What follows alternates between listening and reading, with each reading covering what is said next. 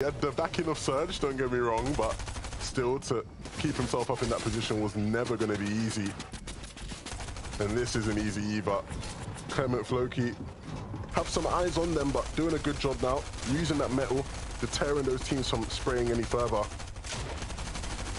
And once again, this is set good unless they get out of control here. They got a duo just spraying on their one wall. And Clement does well to get out of that position, but he's got to make sure he doesn't go too far, because he might run into another team that wants to get in. And all of a sudden, Clement actually down to 0 HP from 200. Floki now with just 83 as well. How do things just turn around so quickly for these guys in such a negative way? It's a robbery.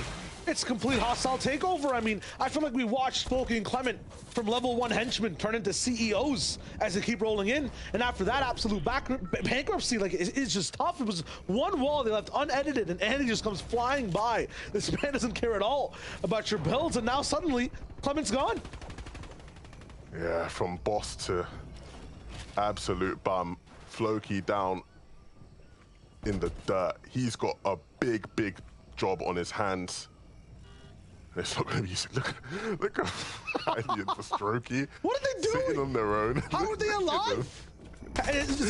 No one's even looking at them. They're focused on the zone. They're going back to land, and it's up a mountain. The absolute escalation, it looks kind of insane. But at the same time, Strokey, Kylie, they have max distance. I understand no one cares about it for now, but how are they even allowed to swim that far? Yeah, this is going to be real difficult. Scram and Rescard, though, I thought for a moment they were going to take a look at them, just try to see if they can get anything in, but they've got a tough rotation now as well. Are they looking for a pad to rotate? They are, and they will find one. And so first movement should be dealt with for them, but that's not it. They're 75 below. They want to win this game. Just doing well isn't enough for them. Are sticking together, and that was one of the issues we saw yesterday in terms of the mistakes they were making. So right now it looks good. Meanwhile, Floki, kind of a solo. By himself down low, it's going to be tough for him to actually move forward with his game because he used so many mats to get to this position.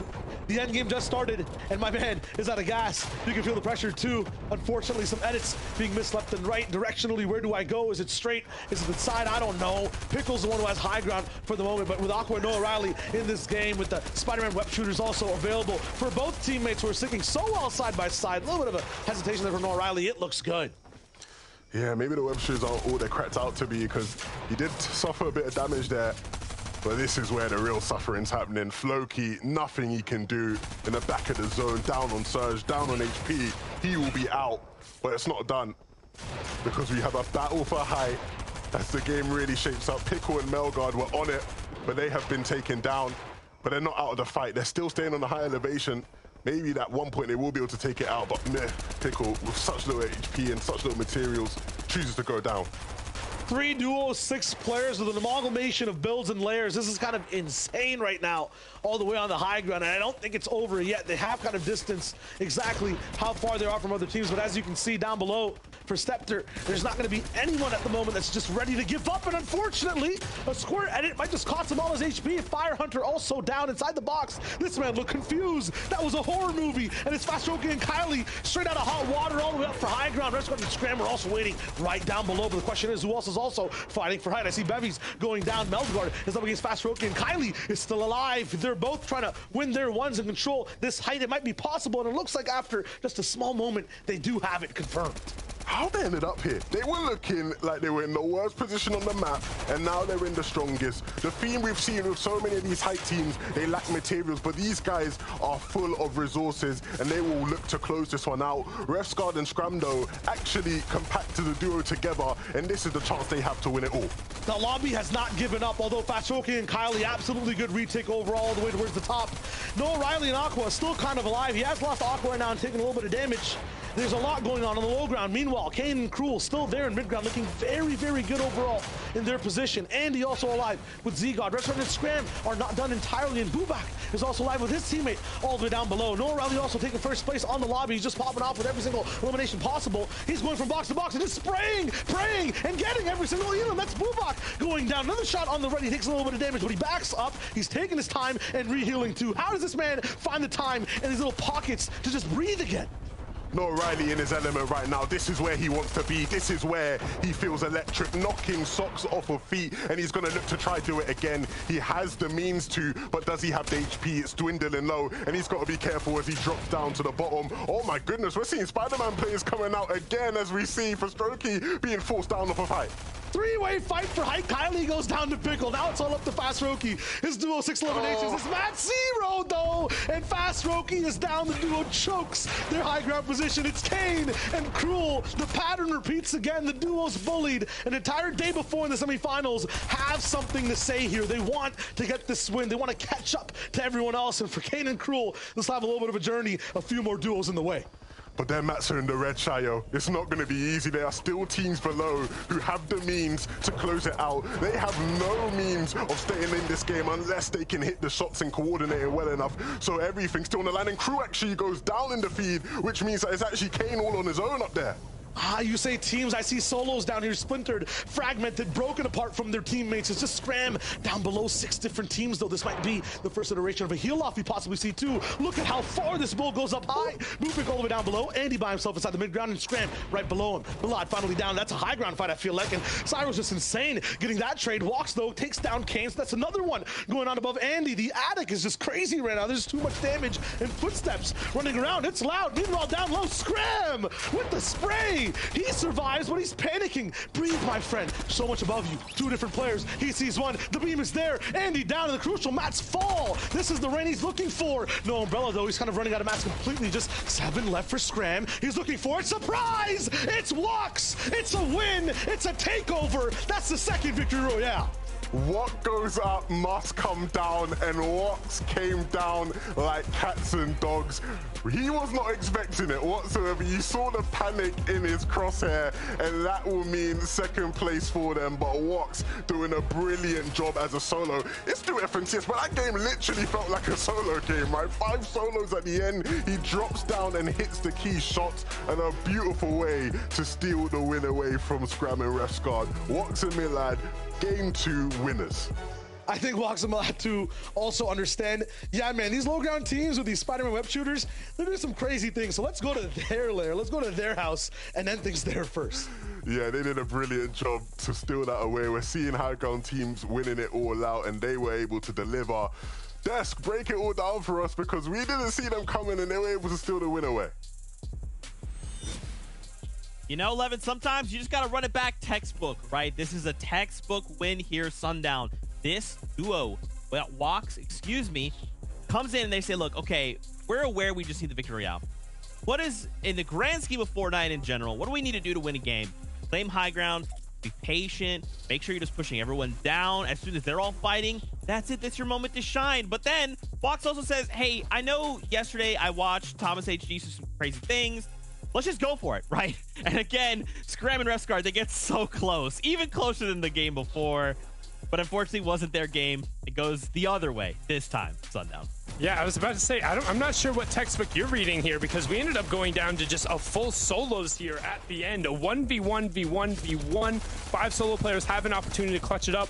Unfortunately, Refsguard falls just short of doing everything you need to do. We talk about how in these clutch moments, you can't make a single mistake. And while he was doing incredible during this run, making sure he's identifying targets, finishing off his eliminations, or excuse me, Scram was doing so, he was not able to cover himself up right at the end. You can see his run coming through on the side, making sure he picks those up, getting enough HP. He burned through a lot of his med miss early on. Here's the key elimination he ends up getting, but keep an eye on the materials in the bottom part. He ended up just running out. He had one more, picking up the elims there and covering himself, but at the end, with still 7 more mats left in his inventory, knowing high ground should have probably been out of mats, he doesn't cover his sides. And because of where he was on the grid space, he's so low, Walks drops down, and all he sees is a giant headshot target and a free ticket to the finals.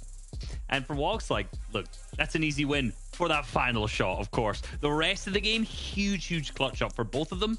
that actually is now the first time they've made it to finals. So 2 of our teams in a row, first time making it to finals with a big victory royale. And it's quite interesting because they are, I don't want to classify them as Spider-Man players. I feel like that's not doing them justice. But over the first qualifier, they were fighting over that drop salt, which is just to the south of a lot of the action that we've already seen so far, which is what the Loot Lake volcano down there. So they've basically landed on those Spider-Mans and they were fighting over it all through the qualifiers. Now that has come to fruition. They've managed to actually do something with that, pick up the victory royale, and punch their ticket straight through the finals.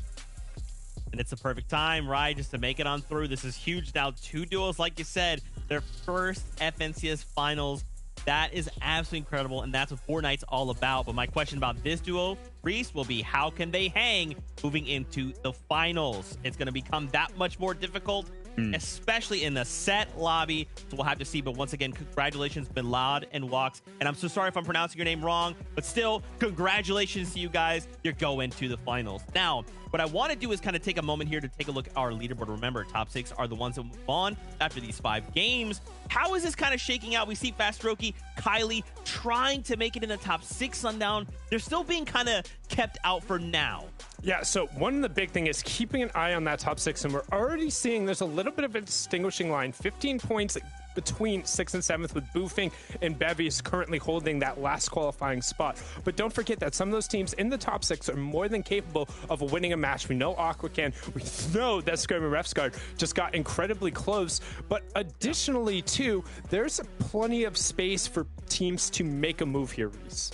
It is. I'm actually going to say, you're saying Refsguard and Scram can win a game. I'm going to bring up this stat yet again. 3rd time I'm going for it now. They've only won 1 single game in a set lobby ever while they've been playing together. And that was while they were playing with Stompy, who was a game winner himself. So, that 2nd place there is the kind of games that I'm actually expecting from them further on throughout the rest of the tournament as we switch over to that 2nd page now here in the 11th down till 20th. A lot of the players who in that range easily can clutch up throughout the next couple of games, right? They're just so close at this minute. 1 good game and that's going to fire them up into the qualification range of top 6.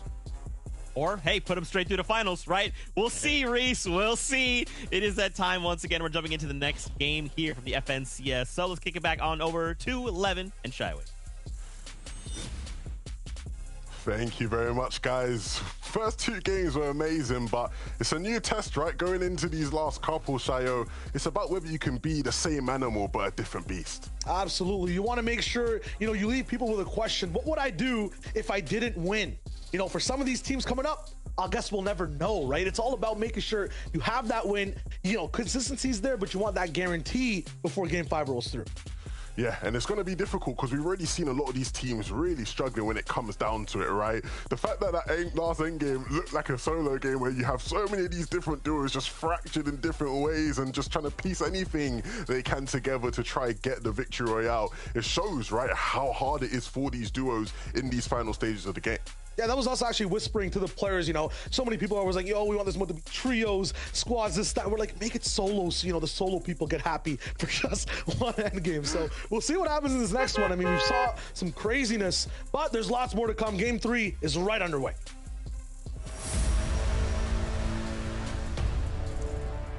Game 3, everything is coming up to a wrap very soon, right? You have a lot of duos still yet to qualify, but a lot of them really trying to make sure that this is their game. Everything that you've been working towards this season comes down to this. You can see in the bottom right, Till, Julian Com, one of the duos who hasn't actually been able to have much success yet, but one of the duos who just came in session 2, right? They didn't get a chance to play session 1. This is their opportunity, going up against Nipsey up in Greasy, and a good start. Julian Com able to pick up the first, and so Nipsey now has a tough task in his hands. I've seen fights here play out very, very differently, but Nipsey did well there, but Till has the HP advantage for now, has to reload his SMG.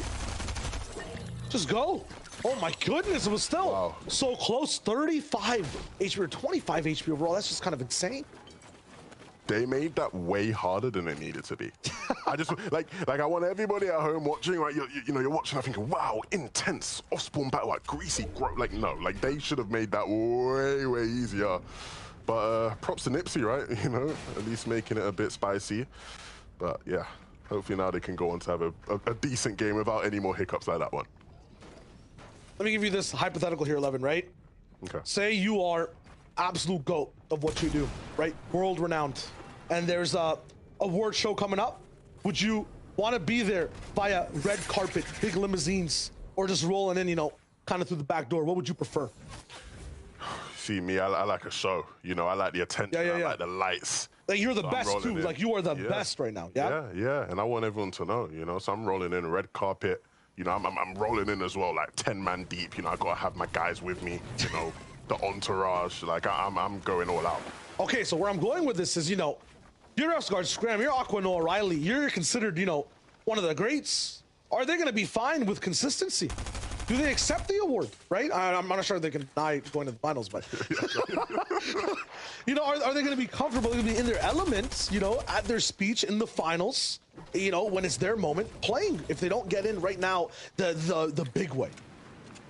I think in the case of Scram and Refsguard, they're going to have to settle with sneaking in through the back door, because you're right, they have the stature, the name value of one of those red carpet teams.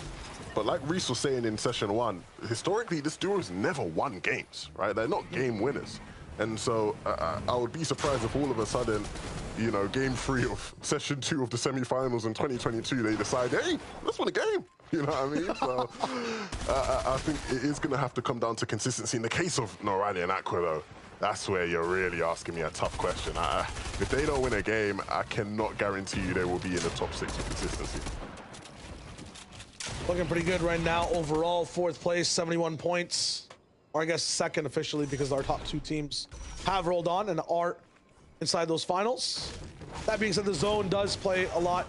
The factor about how Aqua and No Riley play, how Splash and Jams would also get to play. When it's a central zone, a lot of teams get a little bit more freedom overall on how to move around the map. Some teams, though, aren't really allowed to play before that zone's even shown. Bubak getting through Elam's back and forth, but Splash Jam said they're just too good at picking players apart. Yeah, Bubak doing what he does best there with a high-firing weapon. You can see the disappointment in his eyes. I love the player cams, bro. I love the player cams, but you could see the pain in his eyes there, the disappointment. Oh, gosh. You know why I love them so much? I never see him coming, and that one was big. That's wide Bubak right there. You know what I mean? That was just in my face. Enjoy it so much, though. It's tough. It's still tough. Not to, like, you know, laugh at that misery, but a few more games coming in. Bubak always aggressive as well when it comes to fighting, so that might be kind of the key to their success. Maybe getting these fights in early. Karma staying alive. Going for those pinches. Yeah, and I'll give them props, man. I would have been way less composed, man. They wouldn't be able to show my camera in that situation. I'm flinging keyboards, mice everywhere. That's me. So props to him for having the composure, the calmness. And you can't allow yourself to, right? You know, you still got a couple games left to play.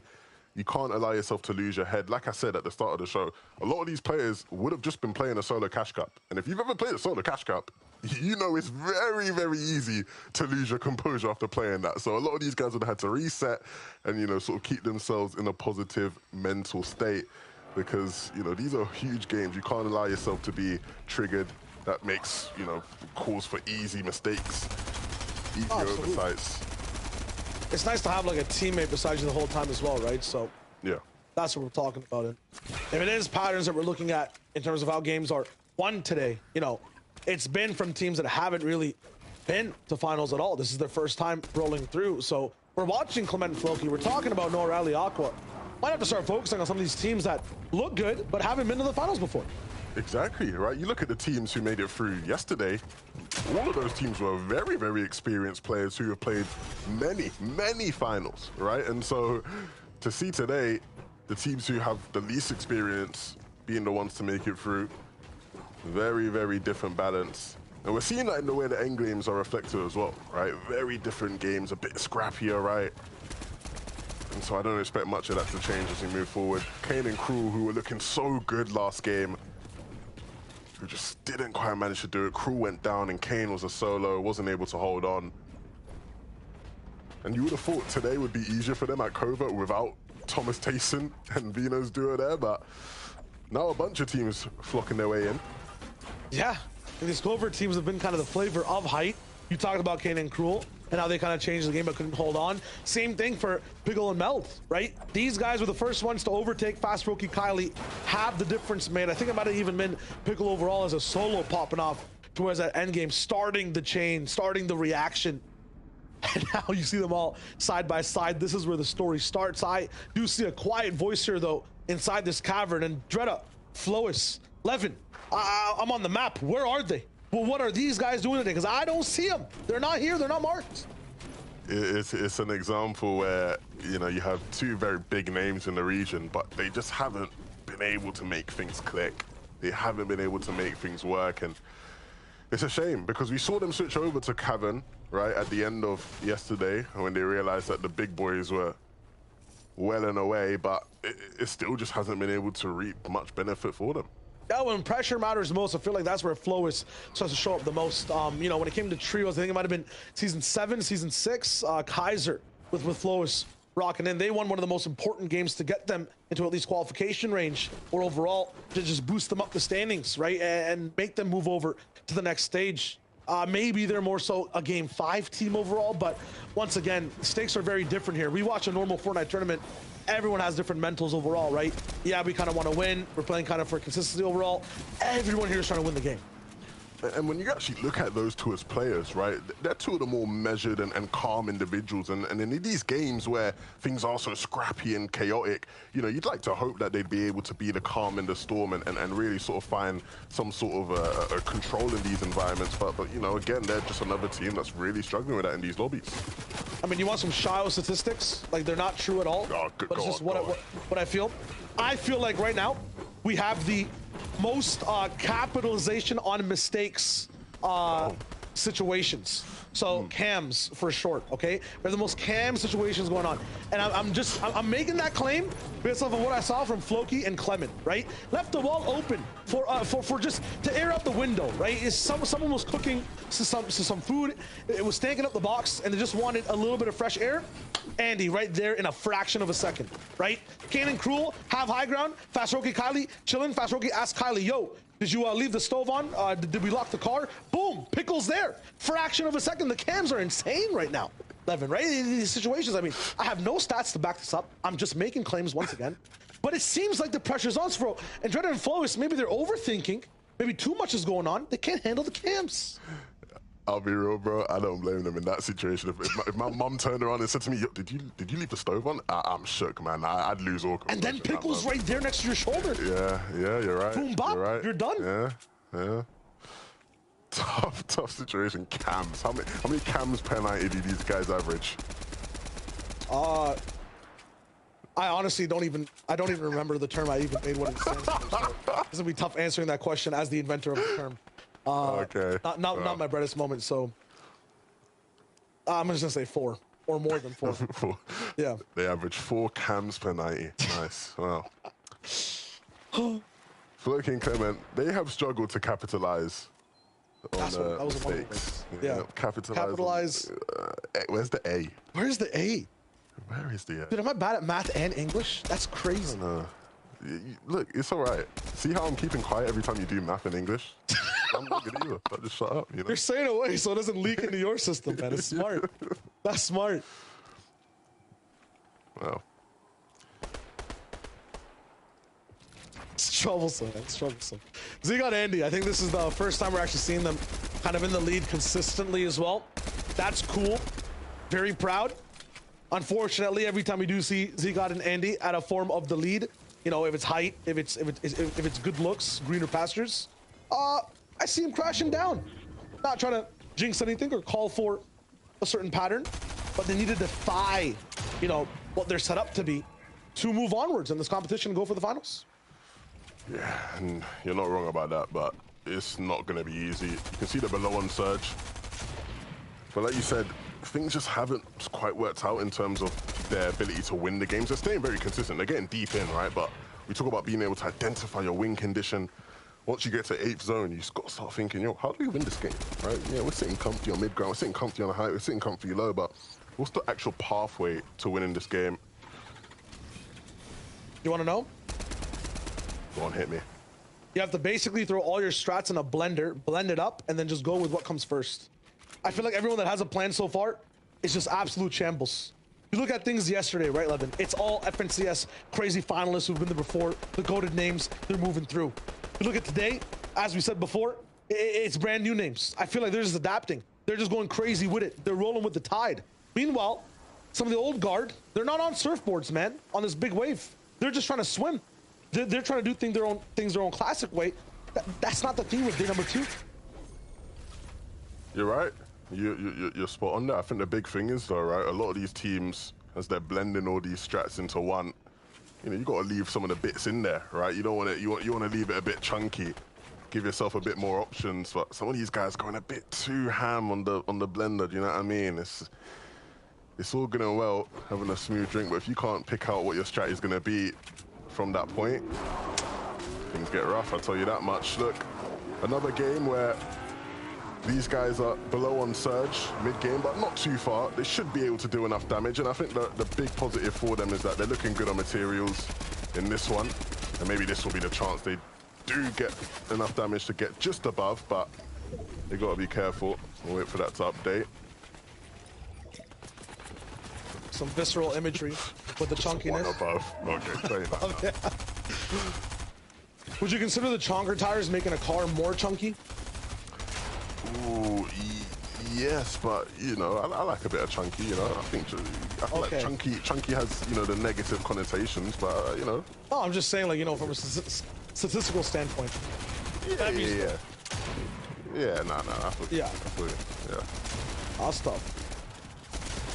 This is kind of just gruesome for a lot of teams. Looking at the storm surge situations we talked about, Zigot and Andy. Every time in the lead, it just seems like a curse for them. No difference here right now. What a good attempt from Andy as well against Clement. That's crazy that they're in the situation, but now finally capitalizing. That's what I'm talking about when it comes to a different team beside them at a low cost. It feels like every time we watch Floki and Clement operate, they have like a V48 engine. The gasoline is just getting chugged the whole time. Mats are being siphoned away. Their shots are being siphoned away. And the fight lasts forever. I'm watching like an opera go down. I'm here to just watch a 1-hour action movie. You know what I mean? So like this time though, it was very fast, quick. You know, speedy YouTube video, the highlights of a movie, so to speak, or just one set piece. That was a nice timed fight.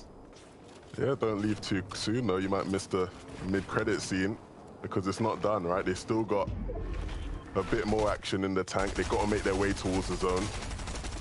And this is what's happening elsewhere in the map. 70 below. Who you think? Bevies. Oh gosh. This was rough. Just not much you can do there, right? We talk about this season's meta. You can see the SMGs so strong. And so when you've got two players who know how to coordinate their sprays and just get in on you, it can be so suffocating. And Bevies suffered that fate. So back to the drawing board, back to the lobby.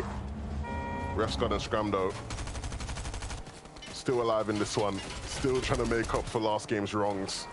Maybe this time if they're a duo, they'll be able to win that low ground battle instead of fall in second place.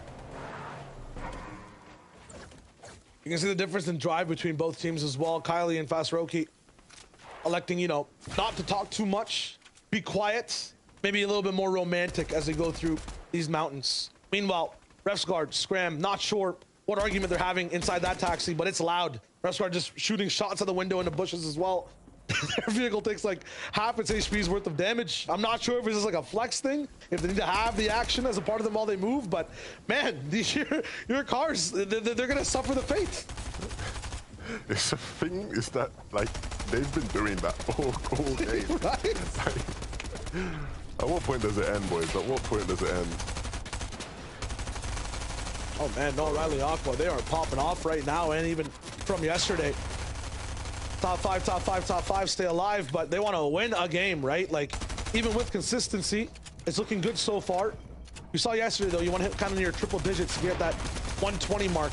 That's where you kind of lock in your entire tournament in terms of being in the top 6. They're almost past that halfway mark, basically, with 72. But winning would be huge. And at Rocky Reels, you can control height. You can have a little bit of strategy. You don't really have to worry about water whatsoever. So we are in the element, in the domain of Aqua and Noah Riley. The big thing with Aqua and O'Reilly is the past 2 games, they've gone down in 9th place, right? 23 minutes and 14 seconds in, 23 minutes and 9 seconds in, right? So they're basically going down at the exact same points in both games. And the big thing is about whether there's some iteration now, whether there's a readjustment in their strategy, because, you know, fool me once, shame on you. Fool me twice, shame on me. Fool me 3 times. Forget the peace signs. And then Floki gonna need to try and make things better for themselves as well. We talked about how they're one of the red carpet duos sitting in 8th, and that might be okay, right, in terms of going for consistency, trying to, you know, toe the line a bit. I want something a bit more glamorous for them because they keep getting deep into these games, Shayo, and their kit looks good. Look, he's got a Spider-Man web shooter. Ooh, what's this rotate? Oh, I don't mind that. I like that. That's all right. It's fast, but once again.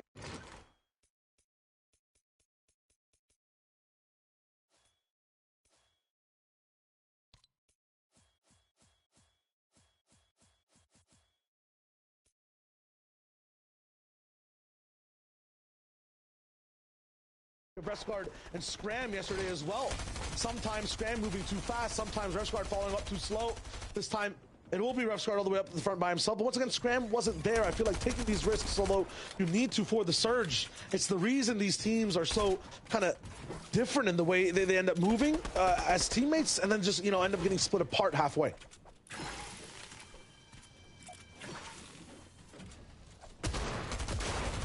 This is where things get really interesting. Where's that zone gonna pop? Who's gonna get it? It goes towards the southeast. And so, a tough time for about half the lobby. You can see not many teams in the lobby are sitting in zone. A lot of them here with Resguard and Scram somewhere near it, but they've got a lot of teams in between them. And so they're gonna have to elevate to get out of here realistically. But you can see they've got their eyes set on trying to pick off some of these teams. It's a real tough battle down below, and they have some edits, they have some control. I think here realizing, okay, we did what we could. Maybe it's time to get into the zone now.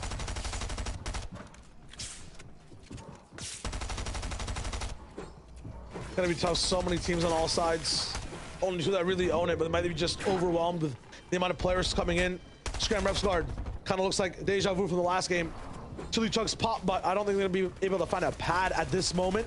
Just gonna have to run in, use a lot of materials as they do so. Floki, Clement, kind of the same situation, but they're already inside the zone. Aqua and Noah Rowley on the right side have, I feel like, started in it overall and just made a new entire base. Just staying very chill on the web shooters as well.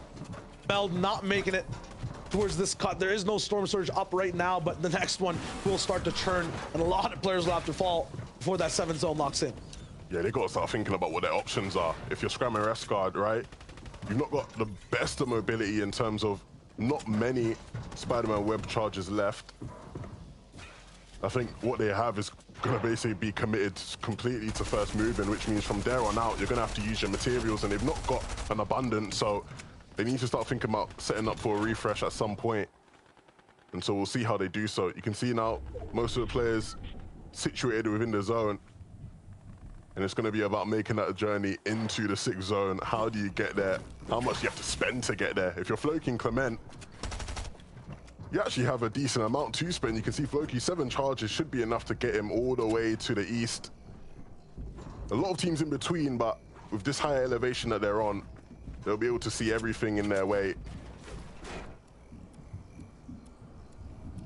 It's time to swing. Huddy all the way at the top on a max zone rotation. Meanwhile, everyone down below starts to set their web shooter completely on fly. He'll just use a launch pad though. Swifty not beside him. It'll be a solo effort while he's below on Surge as well. New base is starting to be formed inside that desert though, up on top of the mountains, down below in the sand. Huddy will choose one of the higher points of elevation. Meanwhile, the rest of the lobby will try to fight to see who can have the high ground.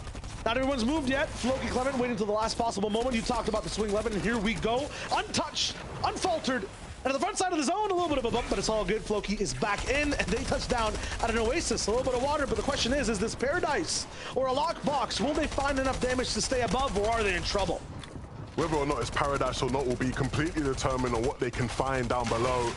You know they need to find a refresh at some point. They're going to need the materials. As you can see, it's dwindling for What's them. Hydro doing? Belushi and Hydro, they're taking a bit too long. I know you like to stagger your rotations, but 29 HP, you're stretching it a little bit here, son. It's going to be okay. They're trying to go up for height, but again, we always have the discussion, is it too early? Do they have the resources to hold on for this much longer? There's going to be teams who look to try to take it at some point, so they've got to fortify it at some point very, very soon. You asked that question, just wood left at the front side. I see Dan and Naku, they're going up. Till from the backside with Julian Calm. He has high ground now too. Scram doing a brilliant job there, gets an elimination, but in the backside of the zone, things get messy. He needs Rest Guard to help him, but Rest Guard is knocked, and so all alone, 50 HP left. It's a no-brainer. He has to just keep on going through, but at what point does he walk into the brick wall that is the rest of the lobby? It looks like he's met his maker. Time is running out for him, but he's just got to stay alive, gain as many points as he can, help his team out on the consistency side. The low ground labyrinth continues to grow.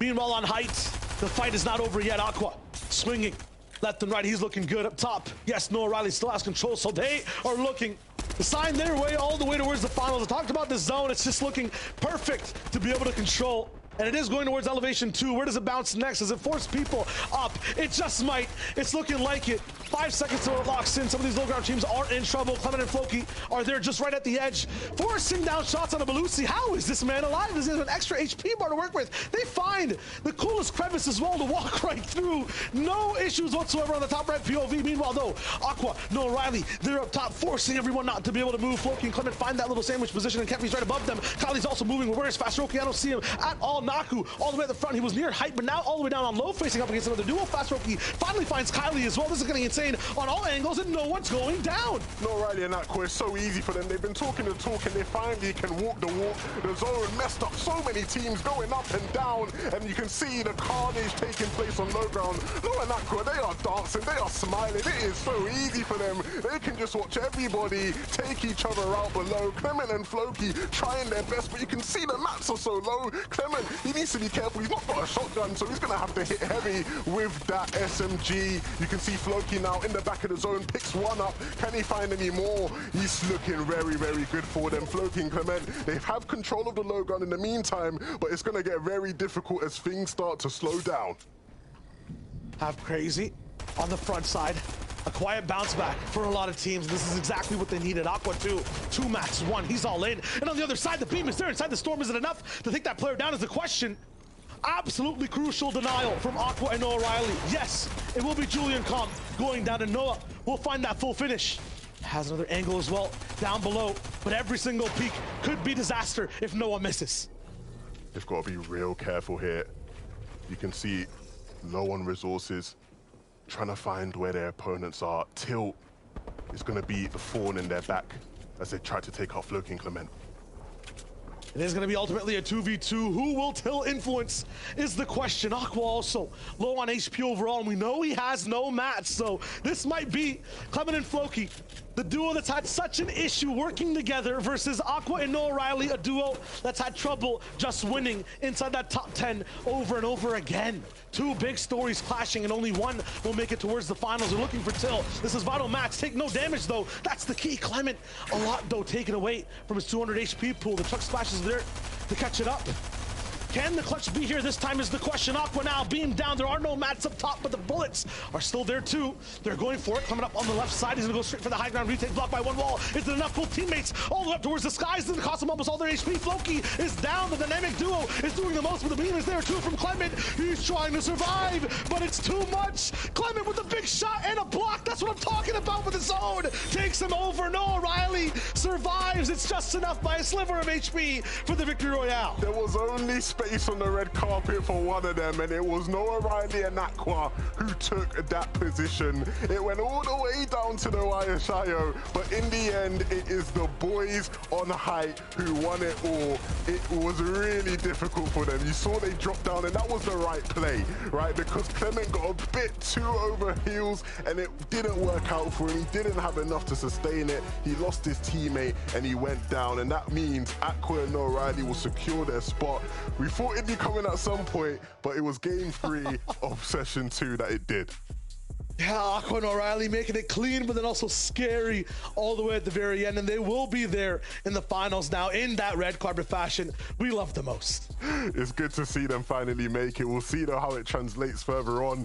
The desk, you guys got to break it down. The zones there were going crazy, up and down, different elevations. So many teams squashed together. Let us know what happened there. Sometimes it happens like that, Levin. The zone just decides, you know what? What if I just threw a little wrench into everyone's plans? But for Noah, Riley, and Aqua, they managed to keep it together. You know what's so crazy, Sundown? I love taking notes. And yesterday, my notes were this. This exact duo, Noah, Riley, and Aqua, found themselves in the exact same spot as yesterday. The difference was yesterday, Thomas HD and Taser was the ones to shut them out of the high ground and then win the game. And then they never picked up steam after that. So in this same exact game, in day number 2, without these other Titans to slow them down, they have just made a finals spot. And I think it's also beneficial here that the zones gave them the opportunity to really kind of go and press that advantage, but it still came down to being able to clutch up that 2v2 at the end against the Solari French duo. And it was close. I mean, the resources, they were able to do it and they were able to pull it out. But honestly, now I'm more excited about the fact that our #1 duo who is on the leaderboard just won a game. So they're going to get pulled off. They're going straight through to the finals. And that's going to make the battle for that top 6 spots with only 2 matches left just that much more interesting, Reese. I mean, on top of that, you've got to remember, if you saw in there looking really closely, while Aqua and Noah are on high, no, almost at all, almost down to completely 0. That last refresh they got just before it went into the final 2v2 situation parked them both up to about 170 each. We saw from Aqua's POV sitting down below, spraying up onto Floki up above. That knockdown was because he managed to pick up the small ammo at that moment. But huge congratulations, we'll say at the moment, to Clement and Floki too, who got second in that place. That's definitely, I mean, let's be real, when it comes to leaderboards, I'm sure they're super high up there at this moment as well. Didn't quite see where they finished, and we will be able to see on the replay at the bottom left here. But they were popping off, they were fragging, they were getting super team. This is like kind of the classical playstyle that I'm used to seeing. We've not really seen the quality of this across yesterday because obviously, like I mentioned at the top of the show, they struggled off spawn. But these guys are low ground players through and through. They're not game winners. They're guys who are going to get here in every single game, get through and get to those kind of third, seconds, the top 5s where the big placement points usually are. And this is like a clinical example of that. It was close, right? It's close, and this is good though, right? It's for Floki and Clement. They're saying, okay, there's another dynamic duo that was ahead of us. They're now out of the way. So they're just paving their road, right? There's these little roadblocks that are just slowly clearing up and saying, that's it. This could be our opportunity. But once again, congratulations, Aqua, Noah, Riley. Come on, find your spot. There's spots in the back over there. If you guys want to be the cool kids in the back of the bus, that's fine. But you're going to finals, my friends. It is great to have you here. But, Sundown, we still have 2 more games to go. I want to turn attention to the standings, right? We break down the leaderboard right now. Refsguard and Scram, Floki and Clement, and again, Nico and Mushi. 3 teams all tied at the very tippity top. But there's really not that much of a crazy difference between like 1st and then like 6th, right? It's only like 20 points, give or take. That's right around 15, 16 points there, Zeke, between 6th and 7th. There. I'm not good at math. I said give or take. Like I said, give or take. It's all right. We'll give or take 5 there. As you can see, with the top team being removed, we've had that artificial shooting happening where now, like right at that 6 and 7 line, it's 1 point separating them. There is a little bit of a drop off between 9th and 10th, but even as we get over this next page, realistically, anybody in that top 18, one decent result puts you right into that top 6 conversation. Yeah, realistically, the players that are right here in the 11th down the 20th, the majority of these haven't actually even had a good game yet, right? In terms of like a top 10, top 5 in particular. And if they have, it's only been like 1 or 2. So like you mentioned, 1 good game, top 5, fire them up into the qualification threshold before that final match. Dude, I'm telling you, this is why we spent so much time talking about it yesterday. It's so cool when you're looking at the top 6, someone gets a victory round and says, okay, well, I don't have to play anymore. There's a spot here. I'm gonna walk away. Okay, what you guys do with this? I'm gonna go sit on the battle bus. Right? That's what we're seeing now. And with 2 games left to go, we can see this happen again. Right? We can even see a team all the way. Let's say it's the last team, 50th duo. They get a victory royale. It doesn't matter, baby. You're going to finals. We'll have to see how this all continues to play out. But for right now, we got to jump aboard the battle bus again. So we have game number 4. So, Levin, Shy Wager, back over to you. Thank you very much, guys. Look, we were wondering, Shai, whether you could teach an old dog new tricks, but it's fine because clearly Aqua's tricks still cut the mustard. They make it through in game 3, and now it's time to see who will take up the last couple of slots. In terms of the consistency, it's looking real tight, but of course, if you don't want to have to deal with all that at the top of the leaderboard, all you got to do is win the game, right? Pretty easy, no? Yeah, pretty much, yeah, but at the same time, it's kind of like by the skin of their teeth for every team, although Noah, Riley, and Aqua dominated the majority of the game. These final fights we're watching, Levin, it's like sword versus sword. There are no weapons involved otherwise, right? Like, it's always down to that final elimination. It's like a 1v1 every time in this duels competition. It's funny because you say sword and all I do is get flashbacks to the OG Winter Royale, all them swords, but no, that's not what you're talking about, metaphorically, of course. Look, it's gonna be tough. It's been tough in all these games you've seen in those closing moments, but ultimately, right, again, if you aren't gonna be one of those teams that can win out that game and can do enough to, you know, get over the line, you just have to keep on having some consistency. But again, we're running out of time to do so. You got to pick up the pace at some point. Yeah, I feel like game 4 is kind of where things get absolutely crazy for all these other teams. Some of those at the bottom, you're right, will try to go for that win. We'll try to be a bit more passive. That being said, some teams just want to go crazy with the elims. Try anything before that last game. Before that penultimate game, it's starting and it's happening. Game number 4 right now.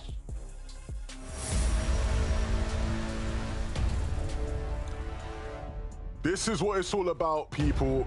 A chance to play in the FNTS finals. We're here in the semis. We've got 2 games left for you. But we've got plenty of hungry players who will be looking to do all they can to try secure the victory royale. And Dre and Flois are no different. Landing here towards the south of Covert. They've got the better drops. Will they get the loot to reward them? And Dre heads to the henchman chest. A sniper rifle isn't going to be enough right now, so he's going to have to try to find some more loot to engage with. Maybe if he was Thomas HD, I'd have a bit more hope, but in this case, I doubt it. Another sniper rifle. It might just be snipers only. Maybe the game mode's changed here, Shai. I don't know what's going on. Possibly. Pickle somehow, though. Another one. Has found a little bit of luck. Is that another one? No, wait, no, okay. We got shotgun ammo, a heavy pot, 2 med kits, and now, what, 3 snipers? It's what it's all about, man. I'm telling you. I want to see it. I want to see some quick scopes. They're making this difficult for both teams, and yeah, basically, Flo is forced to use a pistol. Great weapons in tow as well. Nothing special about Covert Cavern right now. A third-party team there too. It's Kane and Cruel who are upset at some of these teams coming in. You'd assume after surviving yesterday they'd have an easier time overall, 11. But imagine watching people win from your spot. 2 teams, by the way, and then having 2 more come in the next day, making it so difficult for you to play. Yeah, and we've seen how they've struggled to deal with it. Like you sort of alluded to, right? The loot advantage isn't very strong right now. I'm sure there's someone in Legends landing with their friend going, see, this is why I don't land Covert. It's not even good loot anyway. So many teams, but not even good loot. Trust me, guys, it does get better. There is a vault and everything, so eventually you'll see someone go big, but at the moment, it's just about finding some sort of control in this early game fight. And Flois has got to be careful. He doesn't want to separate himself too much from Andrea, because if he does get picked out, could be put in a 2v1. Splurge of materials there just to try to get control of one little vent, and now he's just down to a single metal build. This is just tough overall. The auto shotgun though, 1 more shot. Andrea doesn't have the trade, so it'll be a 1v1. And one of the most important ones for both teams so far. Siphon there for Pickle. Missed shot from Andrea. Now down to a sliver of 1 HP. He's gone. And that's what I was talking about, right? Not wanting to get too split off from Andrea, because the moment they realized, they pinched him in, and it was absolute wraps. Pickle, though, doing well to get Meldgard out of sight and out of mind as he can get the revive. But Cruel and Kane, they know that they're somewhere, and so they will be on the hunt, and Kane is very suspicious. They know, they hear him. But will they be able to close it out? And they've got the Vault Key, right? So they hold all the cards here at Covert right now. Oh! They know this is the best possible fight they can get. What a shot that started off from Cruel. Will still push forward, knowing that Meld is low HP. One of these two have to be desperate on the other side is what Cruel and Kane are thinking, but overpeak from Kane. This is a very narrow angle, and Cruel might have been lucky with that first shot being unsuspected. Now, they all have to actually have an invitation to go for these peaks. Both sides now slightly weak. This is a war of attrition. Pickle and Meldgard, they haven't got much room to work with, so they're going to try to slither their way out. Oh dear, another party's rolled in.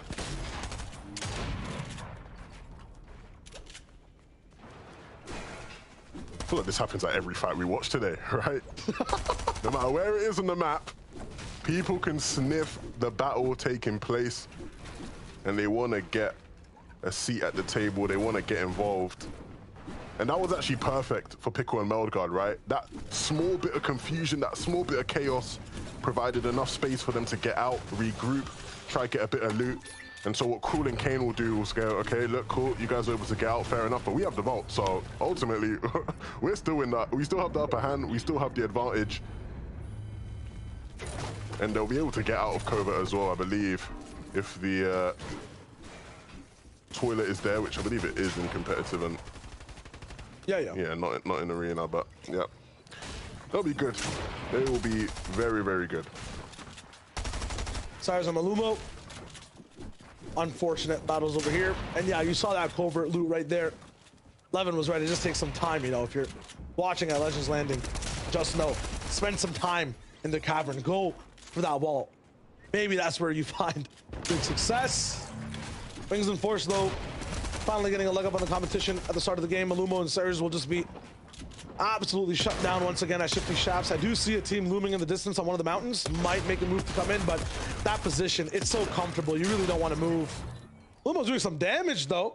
Finally shot in the left leg. Unfortunately, this man is not going to walk again this game. We'll have one more coming in just a sec for him, and lots of more action off spawn to break down. Yeah, who needs legs, though, when you got wings and he's hitting the shots like that? Replay from Greasy, though, even seen this fight. And it didn't go in Nipsey's favor last time round, and seemingly not going in Nipsey's favor this time. Julian coming Tilda. Ooh, Tilda went down. What happened in the 1v1? Got on the edge of my seat. Ooh, nice. Oh, okay. Oh, it's a brand new duo. Never mind. Yeah, this is, again, it's happening. All the third parties. Julian Com, he hits a big shot, but it's not going to be enough with another team rolling in. You just can't get a 2v2 nowadays. All I want is a 2v2. I always have to be 2v2, 2v2, 2vx, all these teams coming in. I just want a 2v2. Listen, I want like an item. You throw it down, you're taking to like a super dimension. You know what I mean? Yeah. Like, a pocket dimension. A pocket dimension. Yeah. You get to have your 2v2, you pop out, you roll in with your game. You know what I mean? I actually like that idea, yeah. No, I'm actually with it. This takes you to a box fight map entirely. A lot of these players are trying to, you know, dive into a pocket dimension of FNCS finals, and they've never been to that side of the realm so far. Levin, as you can see on the top right. Splash and Jams are dope. They've rocked and rolled a little bit in those top sides of the competition. Struggling today so far, but I feel like with the more powerful teams getting taken out over and over again, with, you know, some of the bosses now on vacation until the FNCS finals, Splash and Jams, they can fool around a bit and maybe even get there themselves. Yeah, they gotta be real careful with what they do. We talked earlier about how teams will just posture themselves all around Bugle. And so if you get caught in the middle and you don't have a big base like No Riley and Aqua did a couple games ago, things can get real dicey real quickly. Clement and Floki now, who've got second place last game, gonna be trying to run it back, but this time getting the victory royale. I mean, looks like to be a foundation Bugle zone, and we saw what happened last time this zone was here. It was just chaos for everyone and almost an FNCS solos. So what happened again?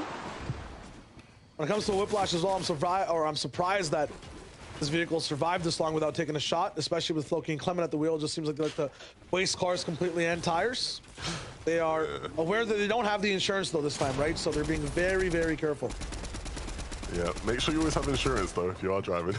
That is a legal requirement, I'm pretty sure. So I'm not advocating for that whatsoever. Yes, for the record. Yeah, of course. I don't think you'd ever do such a thing. Trust me. Floki Clemento, I can't speak for them. You know, they're doing them. You know, take it up for them. But on this side, Scammer Rift Guard, another team that has come second place today. who will be hoping and praying for a chance to get to the final. You know, on top of the show, there was this one little package that we're asking the players. I think Resguard was involved. Would you rather have bionic legs or bionic arms? I feel like these guys either have bionic legs right now, or their calves are bigger than their chests, man. They have been running across the map 24/7. It feels like the zone has never gone to logjam once, and they have a max pull again all the way down the center. I feel like there's a bit of some personal bias here from you, Shai. Or you're not happy they're not getting zones? Or what? I'm just saying, man. I'm just stating the muscular stats of the team. You know what I mean? In terms of what I've been witnessing in the weekend. And honestly, I just want one opportunity for these guys to have the home zone. Just big chill. I think we had one logjam zone, but like they had issues off spawn or something. I don't even know. I'll just say that. I'll make that baseless claim once again. That's exactly what happened. I just want to see my boys thrive. I thought you, man, second win. They ain't even getting the zone love. They ain't been getting the zone love. maybe we need some logjam zones. You know, I'm sure they would have thought, guys. You know, where the north zone's at? I'm typing it in the back end for game 5. Don't worry. Next yes. zone, logjam zone. Inject it. Leshy and Swilliam, what do they need to do now? Up against Kiko Bosch, looking really good so far. First place overall on the boards. It feels like from this position, 34 points. I mean, maybe you have a phenomenal game here. You get second place, Levin, with like 5-6 elims, but this is another red carpet duo we're going to be forced to watch. There's no way they're going to get in through the back door. I don't want to say what I want to say because everyone's going to call me mean. So I'm not going to say it. Okay, no, we'll keep it wholesome. Is there any way you could nice it down? I love Lechy and Swilliam, but I don't think they're a red carpet duo. Really? No. Do you think they have a chance in these 2 games with this lobby? Or let me even, because now I can nice this up a little bit. I can push you in certain places. Do you think day 3 they have an even better chance? Or are these new duels coming in, the randomness kind of hurting them? To answer you, Shai Wager, I pose you this question. Okay. Can any duo in session 3 truly be a red carpet team? I feel like yes, if you win, 100%. I feel like you still have the momentum coming in, the experience of kind of winning a set lobby before the finals. You're still in the business, man. There's some teams that will be playing finals and never have won a game. Sure. Or like Resguard Scram have just had, you know, 1 overall. That's a red carpet experience. You know what? Fair. I'll give it to you. I'll give it to you. But they're going to have to really, really improve on what they've been doing if they actually want to be playing their finals. Lechy and Swilliam, definitely fan favorites. Of course, Lechy, one of the biggest players in the scene. Been doing it for ages. And Swilliam, someone who, you know, cross-region, right? You know, playing on Asia not too long ago, but now competing in the EU. And it's not been the smoothest of transitions for him. And so I'm sure he'll want to start the year off with a bang, but you know, you gotta step up to the plate, right? You gotta really be able to change your own destiny in that sense. Floki and Clement, though, down on Surge, not looking good on materials, looking for a box fight against Splash and Jamsu, who aren't an easy team to box fight. Pretty standard stuff for them, I'd say. Question is, are we watching the opera again of Floki and Clement, because these fights last so long when they're involved? For Jamson and Splash, it seems like they don't go down either. It's like you're fighting the Hydra. You end up taking off one head and suddenly Splash has like double damage on his shotgun, or Jamson like moves at double the speed and you can't track him in these boxes. They just get buffed up the more you damage them down. Floki and Clement, though, this is dangerous. None of these builds their own. They have to take turns jumping up like they're at a playground. Kind of crazy they're allowed to even do that, but that's because there's Zara and his teammate on the backside rolling in and making this a 2v2v2, as per Fortnite engagements must be. The reason Clement and Floki are here right now and doing this, popping these splashes, the sound effects getting crazy, aquatic, is because of the Storm Surge threshold, 215 below, now up to 45 below still. And there's people creeping on their left side of the wall. It's metal, but it can't be sprayed through. And time's running out for them. Time is seriously running out for them. I don't want to sound like a hater, but Lechy did go down. Just saying. Cool. Clement and Floki. They gotta get some damage on the board. Wowza. Okie dokie. Armored Wall comes in to stop that team from the left from getting involved. But they really need to do damage. You can't out-heal it. Floki, you need to sacrifice yourself. You're going to go down anyway, Floki. Sacrifice yourself for the team, Floki. Sacrifice. No, Floki. Oh, goodness. I don't get why teams do that, Shiowasia. One of you can't out-heal it. No matter what you do, you can't out-heal it. Just sacrifice yourself for the team. Go into a box, do some damage, and allow your teammate to stay up and stay good. It's a very viable, not even viable strat. That is the correct play to make, but at the same time, look at, you know, some of the decisions that happen inside that fight. Yeah, you can buy a lot of time with the armored walls coming through, right? But they then deny themselves to be able to make edits to get damage on those sides. You have to be, you know, dealing damage. That is priority number one. Yeah, surviving is also kind of priority number even one. But you armor wall up, you can't see that team anymore. You can't engage them. You put 2 armored walls up, right? Where are you getting the damage then? You don't have the shields to survive. Both priorities thrown out the window. You're right, one person needed to go down there. And we were right so close to the threshold overall. I think we were like 72 alive or something. So going down might have been the wave 2, but this is just visceral across the map. Kefi, Melody, I mean, this is just, these fights are getting rough on both sides. I feel like what they just did is what has happened to them in so many of these games, where they just get torn through like that. So props to them to turning things in their favor. And I feel like we just keep seeing Boofink and Bevies in these mid-game engagements, and they just go the exact same way every game. This is what happened to Lechi. In fact, I'm not going to commentate this before people call me a hater. Listen, man, what I'm seeing right now, fight after fight, these fights are looking like, even look at this. A few of the messes or the misses from Cheatin right now. Lupchi's there to pick it up, but you know when you're watching a boxing match and it's like the 7th of the 12th round, the 8th, like we're going all the way towards the end. These guys just look like they're swinging slowly. There's some misses here and there. 2v1s where one person gets taken down for no reason, or easy decisions to be made that are not being made. I feel like the exhaustion of the semifinals weekend for some of these teams that have been here for a while might be setting in. You're right. You know, sometimes, like the example you gave, you know, the fighter's just trying to wait out the bell, you know, wait for the bell to survive. But the problem is in Fortnite, that bell isn't coming. You just won't call for FNCS, right? So teams really got to pick it up. On a serious note, though, right, like, it's not great, right? There's only one game after this. And so ultimately, if you weren't anywhere near that top 6, you're playing for the all-out victory royale in this next game. The stakes just get higher and higher. Slove sliding into that box, but sliding his way back to the lobby. Yikes. Sick and Slove. I've actually been relatively impressed by some of these engagements we've watched recently. Going down. Kiko and Moshi, my Portuguese Magnifico, has always got to give him that shout out. Shout out to Mama Kiko as well. Love Mama Kiko. Just lovely woman, you know? Lovely woman. They're sitting in first place in the consistency, which is really nice. From the Elims this game. They just rocked in, tied with first. Going into this game, it was a 3-way tie. Love that. Love that, you know. That's the camaraderie you want to have with your teammates. It's nice. I hope that good vibe lasts the whole game. And these guys don't make any mistakes going into these moving zones.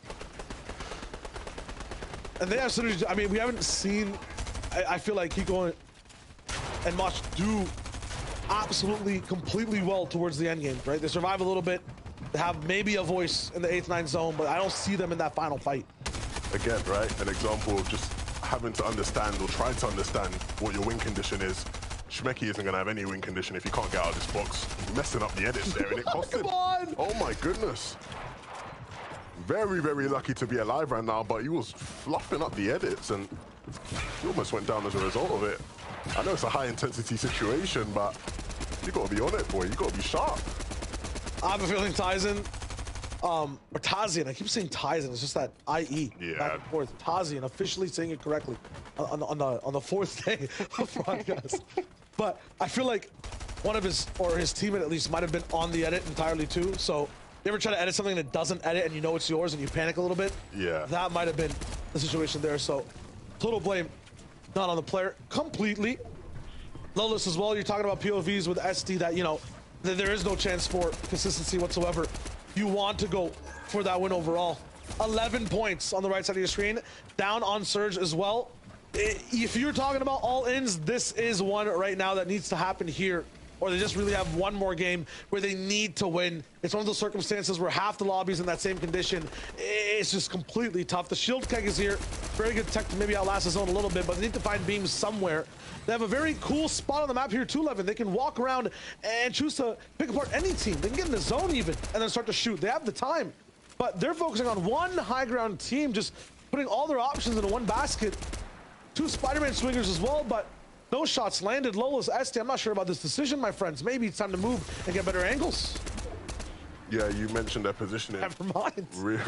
They're in a good spot, right? Because they have a clear path to get to zone. They've obviously dealt the damage there to keep them just above. But again, they need to do more because in a moment, in an instant, they're down below and waiting a bit too late. And now you have a team who knows you're very low. Amplify and Flodax probably won't let up. Amplify Flodax did not even know that they were there at the start of this entire engagement. They could have easily gone by towards the right side, used that keg while they were moving as well, possibly if they wanted to stay up and maybe take, 25 damage here and there from that lightning, and then be in a spot to look at everyone come to them and shoot. Refsguard and Scram, with this big snake built base, they can do that going backwards. They have like 4 different boxes, 8 different lines of sight, and possible double beams on the freshly built metal walls, and that's exactly what they'll push for. Not sure about their damage situation, but them being this desperate, looking for that and not focusing on position. Levin, you have to assume these guys are low on damage and they want to stay up and ahead. Yeah, and it's going to become really important to do that because the zone's popped, 6 zone, everyone knows where they have to go. It goes all the way towards the Daily Bugle. There's going to be a change in elevation as well, and so being able to track that, forecast that, figure out how you're going to elevate yourself naturally is really important. And we're going to see all the teams who don't think about that go down really early here. There's just a Shakespearean quote all the way back from the old days, Levin. You want to hear it? Go on. If it's past zone 6, you must take some risks. And that is word for word from Shakespeare himself. Beautiful. That might be what Refsguard and Scram might have to do for the win, but they are ahead in consistency. They might not want to take any of those risks and play it safe. Let's see what they do. The great Albert Einstein once said, shut up and rotate. And so for Kiko and Moshi, it's time to do that. You see, they have the eyes set on something. They're waiting for a team to use a pad that they can rotate, but that time might not come.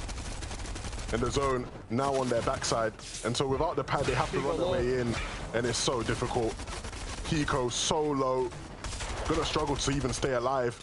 And as they try to build their way up as well, Moshi has to commit so many materials, and it's gonna be difficult. He's done well to get up to this point, and Kiko actually does stay alive, but it's so difficult for them, Shayo, because they don't have many materials left to work with. Refsguard has no space to work with either. This thing is crushing down like a compactor. He has to move away.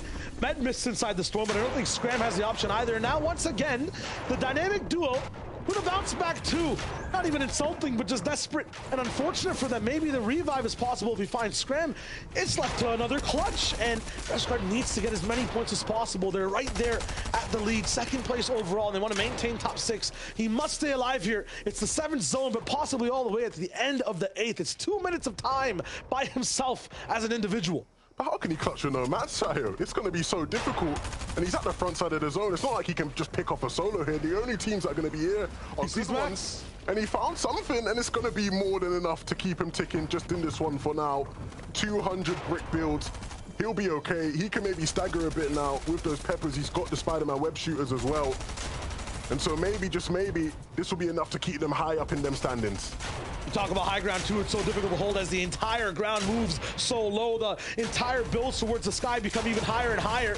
Swifty and Huddy have put a lot down, but they have to keep moving towards the bottom. They have to go into Mosh. I'm not sure where Kiko is entirely. It might be a solo operation. Now below, though, Shmeki clashing with Irazumi, and Leader's there to help his teammate too. Do they lose a body? They do. It's Leader by himself now. Refsguard, though, is clutching on the top right side. He has a formation of height, but he has to drop down once again. He finds more mats, 273 wood to boot with as well, and he has the Spider-Man web shooters to rock with. It's Mosh that he takes out. Leader now, from that low ground perspective, is in trouble too in the tall grass. He'll try to hide, but maybe even get wild and have a little bit of a surprise. It's up to him as Huddy is going to drop off of height with no builds. Boom! It's Karma who has it, but he's also there as a solo, and he drops down too. 1 HP. Boombox is there to keep the dream alive. Karma will try to catch back up, but this entire endgame is complete chaos. And it's another endgame with duos, but plenty of solos. Booback gets gets another elimination as well. This will keep him ticking along. He actually might be able to control height even as a solo, but he's got to stay aware. There will be people trying to take in the backside.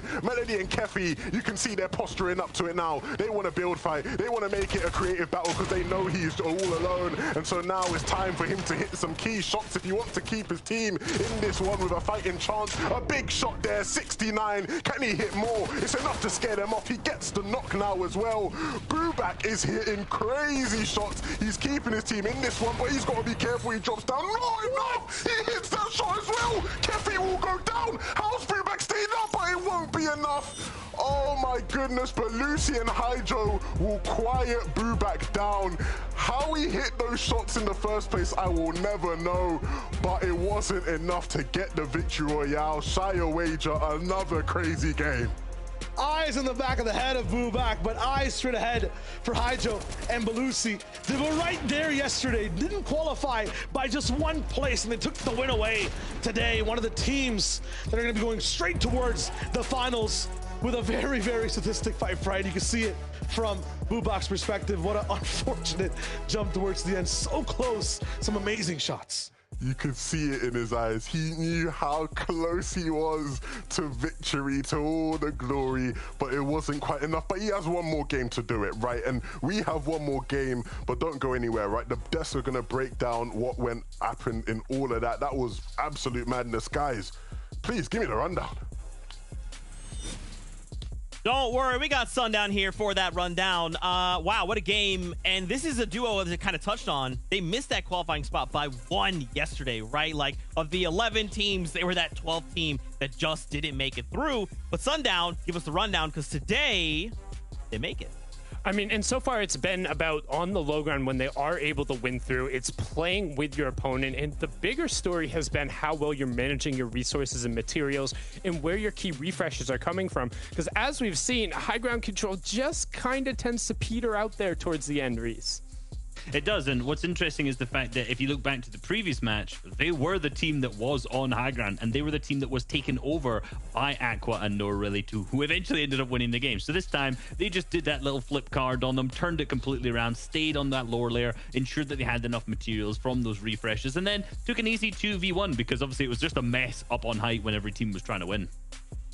Yeah, super rough. The chaos, you could tell, right? The nerves are starting to get to some of these duos, because they're not, I don't want to say they're mistakes. They are, but it's just there's a lot of things happening, right? You have to process a lot of information all at the same time and then make a split decision.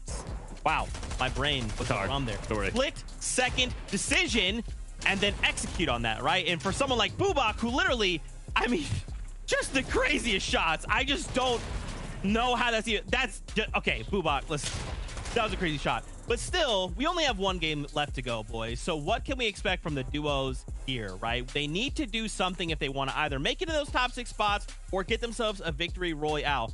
Now, I will remind you, we still have day number 3 tomorrow, but let's try and make it in through today, right, Sundown? Just do it today.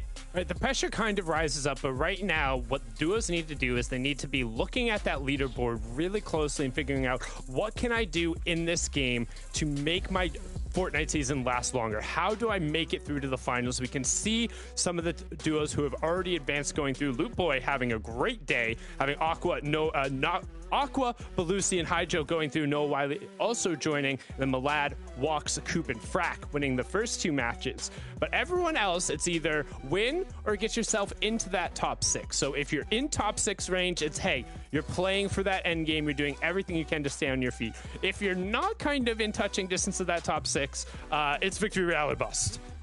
But look at how close it is up in the top 6. 90 points is the current threshold. Down till 10th is currently 80. So anyone up in that kind of 1st till 4th is going to be really pivotal. They could still fall out easily. Like Restguard Scram at the top, Kiko and Mosh in 2nd. These guys could easily fall out if, I mean, some of these other players have a big game. I'm saying easily. It's still possible at the same time. No place is secure. But for any of the players who are like further down, you know, if you're seeing them not in that kind of 20th down to 50, like these guys, like you asked earlier, Zeke, they're looking to win the match. It's like for some of them it may be a little bit out of the question. Not the players on this page, definitely potential to get up into that top 6, you know, maybe 120-ish points is what they're looking for. So victory royale being 30, well not the victory royale because that'll take you straight there. 2nd place with a bunch of eliminations will obviously fly up. 100% possible for some of the players still up in the top half of this page.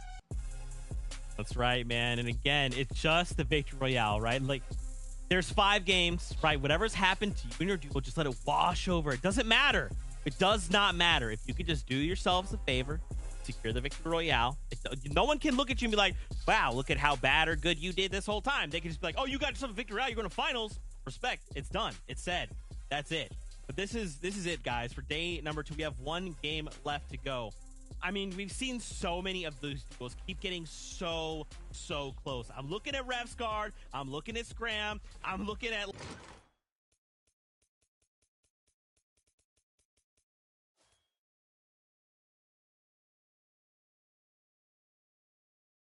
nerves. Is it maybe just like, hey, honestly, like we have a whole day tomorrow, let's just kind of take today, let's just take learnings and bring it into tomorrow? Like, what do you guys think right now? Well, I mean, Reese has talked about it from the opening of the show.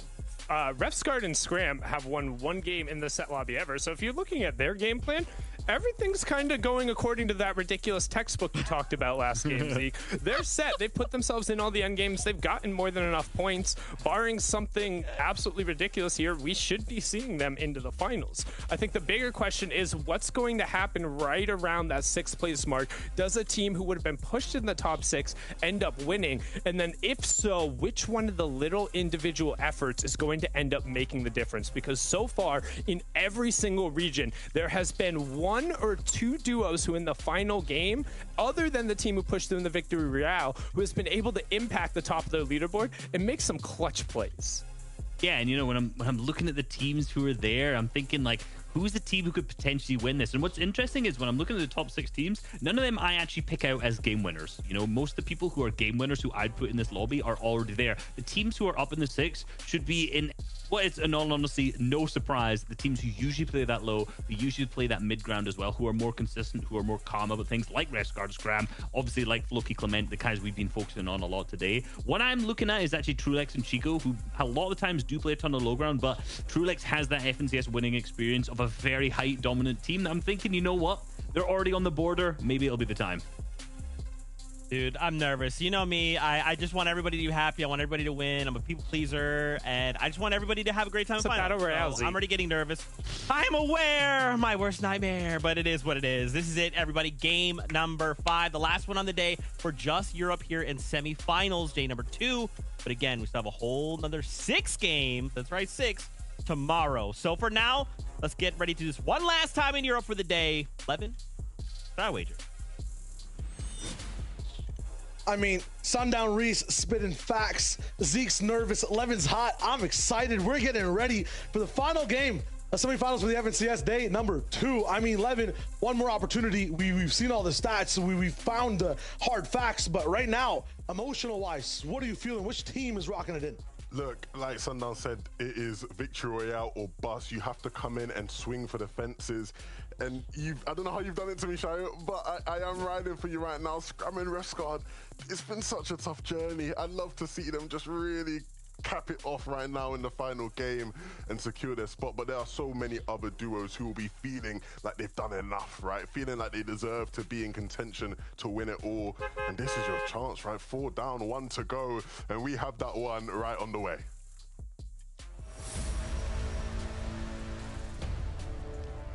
Semi-final game number 5. One more team rolling in with a victory royale straight to finals. 6 more on consistency, but many more on the way on day number 3 as well. You want to make sure you make the most of the best situations with just 46 teams in the lobby. This might be one of the easiest rides for someone who can grab on to control of the lobby. Bubak so close last game, 2nd overall 11. Off a solo clutch karma falling down from the skies, and this time it's very different. No fight right off spawn. They're making things a lot more tactical, strategic for their last chance at this day for the finals. Yeah, I'm sure there would have been some words between Bubak and Karma about what went down, because they were looking so good, so primed and ready, and Bubak was hitting all the shots necessary, but he just didn't have a companion by his side. And so maybe this game will be the chance to do the remontada, run it back. But this is a fight that has been run back plenty of times to the same effect. This duo haven't all the struggles, not able to find any bit of success, sitting in 27th. And a perfect example of a team that just has to get a victory royale. I mean, you're talking about run backs. This fight has been crawled back, slapped back, dragged back multiple times. The words to describe this fight are anything but pleasantful. All the way here towards the POI, where Julian and Till are just all inning 24-7 against the team, and this is their first time rocking in as well. Greasy Grove has not been polite, has not been welcoming to any team so far, but it's just been fights and fights and fights, no splits whatsoever. This might be the first game where both teams would have a say, and you look at the situation at Chonker Speedway, you look at the peace on the battleground. It has been broken. Floki and Clement with the all-in have started an absolute battle right here. It's just going to be tough so far. Swilliam and Floki, a 1v1. Two Guzzle Juices, no shield on the side of Floki either. Ref's guard down as Lotix also takes him off of spawn. No one right now is happy whatsoever. They don't want to play their normal game. Everyone's switching it up. The peaceful players going straight towards the fight. Everyone that was just fighting starting to split apart as well. For Floki, though, he has to lock this in against William, who we know is an avid box fighter. And Floki has no materials to work with, so he's got to be creative with his angles. And based over that play from Swilliam, I suspect he doesn't have much materials to work with either. And so now it'll be a wild goose chase down to the bottom. It's all about who can hit the crucial shots. Swilliam's got the HP advantage. And with just 4 attempts with this striker pump shotgun, Floki's got to be clinical.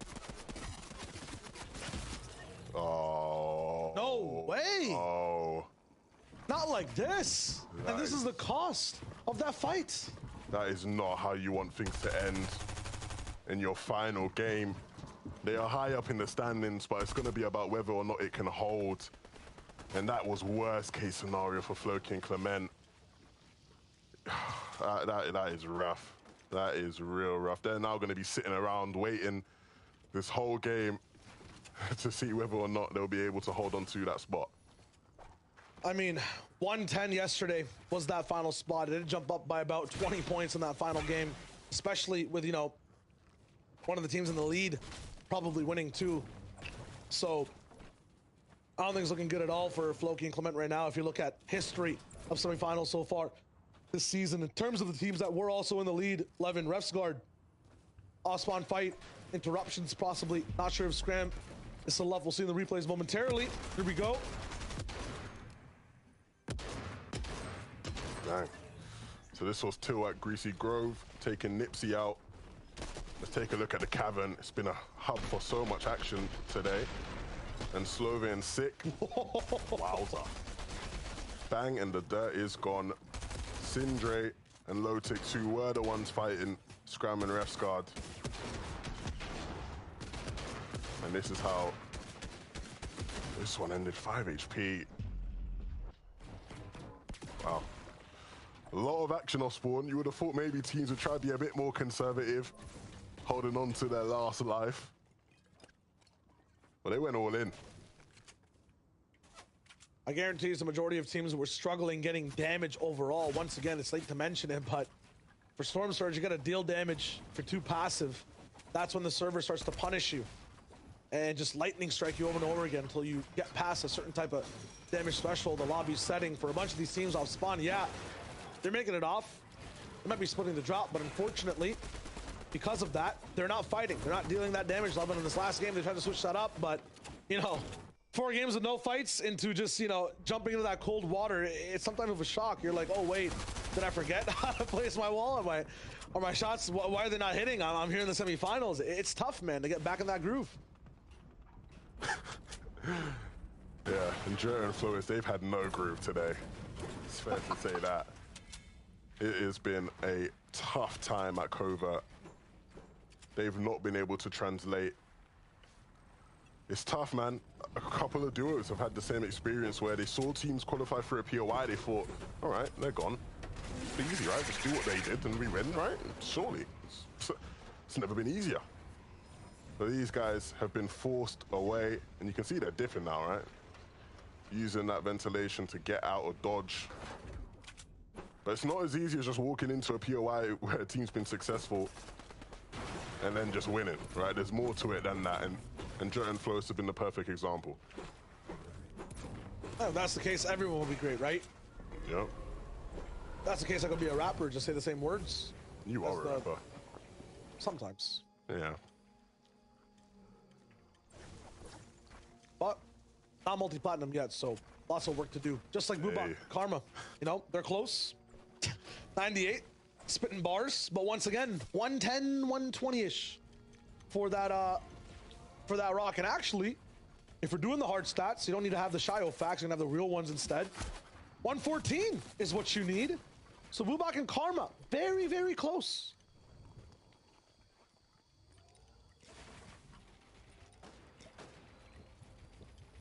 Question is though, how did they get to that same spot as the last game? If I'm looking at their history so far in games today. Ooh, little piece control. Ooh, rougher. Slow down, buddy. Gotta hit the max damage after you hit the piece. Crazy. He's going crazy. Gets the knock. 2v1. Doesn't even want to waste any ammo. Conservative. All right then. Coolest pickaxe I've ever seen, by the way. Sorry for not competitive take at all, but hold, that's like, yeah, man. Cracked. It's clean. I gotta visit the shop after this. What's your favorite pickaxe in the game? Not that one now. That one. No, you can't pick that one. You can't pick that There's this like wizarding staff. I don't know the official name for it, but it has like gems floating around in it. It's like very, very old school. Yeah. Definitely my wave. Well, my one is the FNCS pickaxe. Okay, man. Okay. You held that one before? You had it in your inventory? Ever? No, yeah, Have man. you used it, Levin? One day. One day. I promise you, one day I'm gonna get it. Take a Day. Oh gosh. Listen, you do that, man, and I don't even know. I'll get one to you in real life. Well, look, Zeke is Fortnite, right? So if I just ask Zeke, sure you can hook me up, right? Yeah. Yeah. Has to be the way. Shakespeare once said that, you know, Zeke can make it happen. So, that man was never wrong. He had many plays that you weren't aware of as well. So, definitely a wave. Look at Swilliam right now. This is desperation. Before, it seemed like, you know, a little bit of organized chaos, like they're definitely fighting. But if my eyes don't deceive me, the zone is actually away from Chonker Speedway, Levin. They're fighting inside the storm in the final game. In the words of the great Aristotle, storm fight bad, fight quick, leave fast. Man, we are really on our history lessons today, aren't we? It's getting crazy with it. Disclaimer, Aristotle may or may not have actually said that. Bigger disclaimer, I don't think I have any idea what I'm talking about at all when I mention any of these things. So just take it with a really big grain of salt. A massive grain of salt. It's one big rock Boulder. salt thing. Yeah. Oh gosh. Chico and Trulex, Reese was talking about these guys. They've been able to sort of toe the line. They're sitting in 6th, which is literally the cutoff. So we'll be watching these guys very closely throughout this game to see whether or not they can hold on. If the game was to end now, if Zeke, Mr. Fortnite himself, was to end the lobby right now, these guys would be qualified to the finals. But as it stands... He's not doing that. Yeah, he's not ending the lobby. Yeah. Just to clarify for everybody watching, he's not doing that. Yeah, cool. Was going to press the button, and then he just said, no, I'm not doing it. Yep. And I respect that. I mean, right now, looking at the amount of teams that are on this line, 114 they need to hit. You know, Bubak, Karma, Fulky Clement obviously down this game, but yeah, Trulex is the next up-and-comer in that spot. I believe Leader and Ira Zumi are actually tied with him overall at 6th. And you're wondering, yo, Shy 11, what are you talking about all these numbers? What do they mean? What are you even looking at on your screen? I see 79, I don't see 6. Yeah, what are you talking about? So updates this season. I know a lot of people like to tune in for that last game as well. See that hot action. At the bottom left, it shows exactly what position the team is in. And if you have their teammate up as well, if you have like a drone shot, you can see the number beside their name right now. It says number 9 next to Slovace. 38 for Mr. J and Wolfie. That's their place overall in the competition. By the end of these games, the top 6 will move on towards the finals. So all these teams are trying to get there.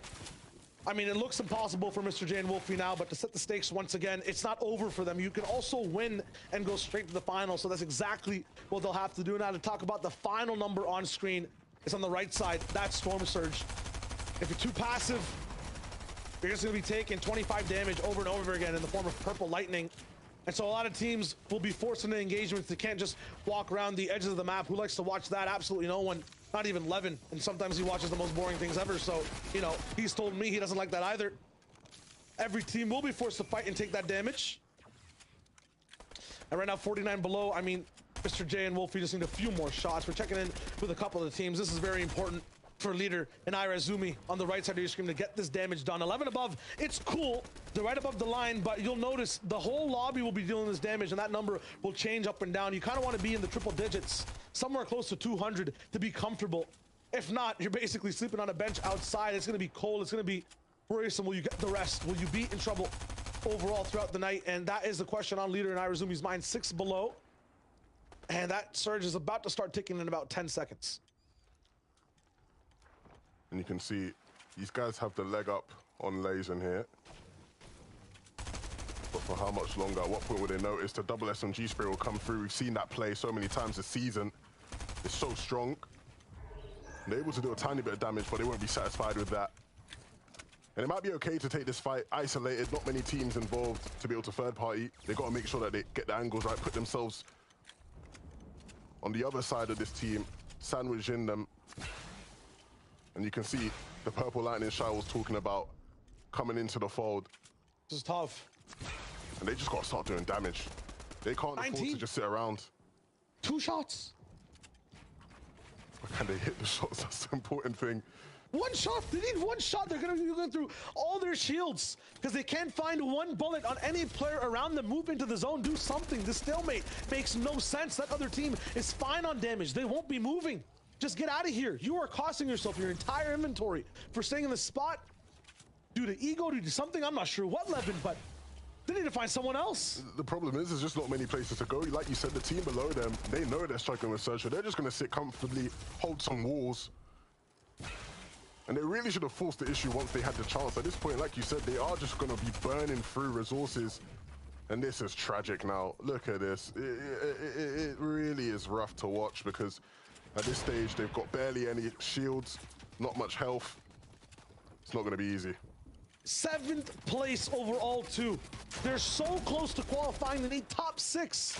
They're dropping down to 8th, 11th. They cannot go down here. If they go down, it will be the end of what's been a grueling session where they had done so well up to this point. And we hit 70 players, right? And 70 players means that Storm Surge will ease down for the moment. But they're still going to be struggling on damage when that next, round of Storm Surge pops. So they got to figure out a way to, 1, get their resources and shields up a bit higher, and 2, do some damage.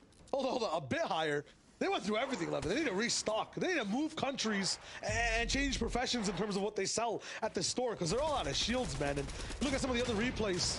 It's desperation, drastic actions across the entire map. Mastroki Kylie. Very smart from Mastroki to go to this wall. It just becomes a shooting gallery for him, and the big 130, the big damage too that they needed, 57 above after all of that. When you go back to that Reese mentioned team, Chulex, Chico, I'm not sure what their damage entirely looked like. Their spot, Levin, very different. It's like we were watching 2 very, very different games. They're right in the center of all the action. Bubak Karma there as well. And although Chulex, they look, very high and mighty, just high rolling through, very comfortable chairs inside their base. For Bubak and Karma, they are literally crawling on the ground, trying to find whatever they can to make it through to the next portion of this game. I think the one silver lining is that they seem like they will be good on damage in terms of, they've got an elimination. Bubak was dealing a bit of damage just earlier. And so, in terms of their battle for Surge, they should be all right. You'd expect to see them sort of go through. Kiko and Mosh, though, they're struggling in the feed.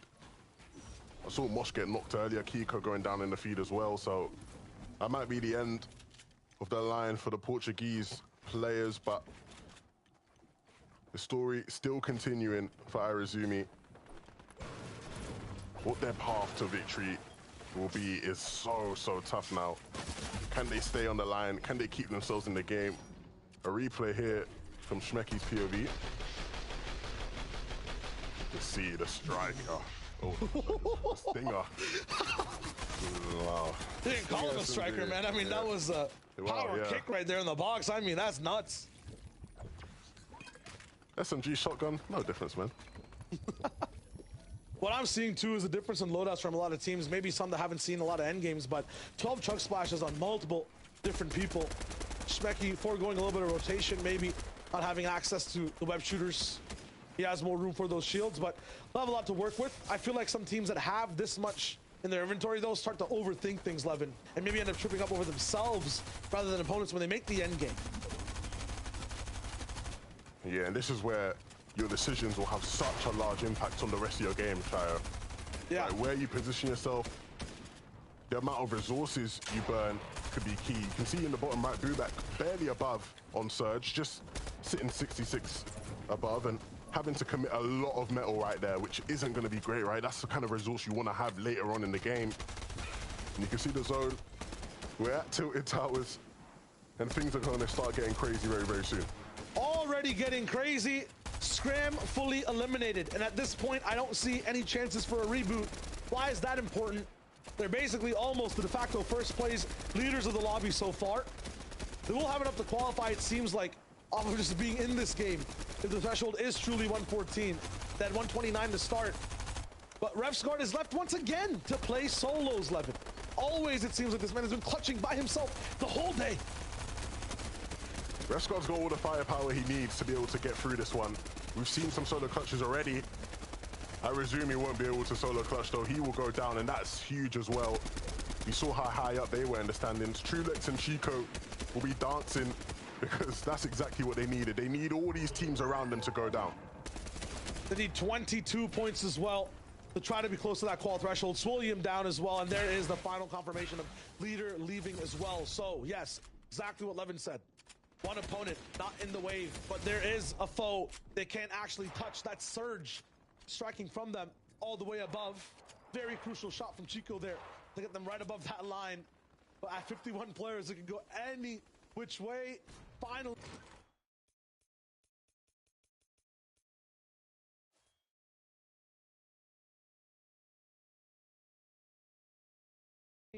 Try to be consistent, but also deal damage and maybe change up the game plan they have to start with. And that is very tough to do, especially with the zone.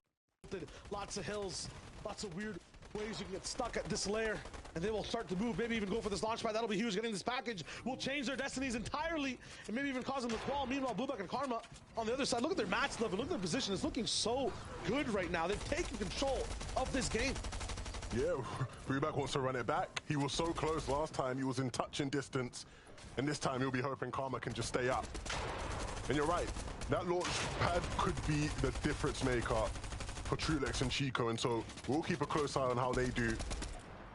But Shmeki and Tazzy and another team, right, sitting in third, they're looking comfy, right, in terms of 120. And for them, it's all about what they can do to ruin other people's chances of qualifying, right?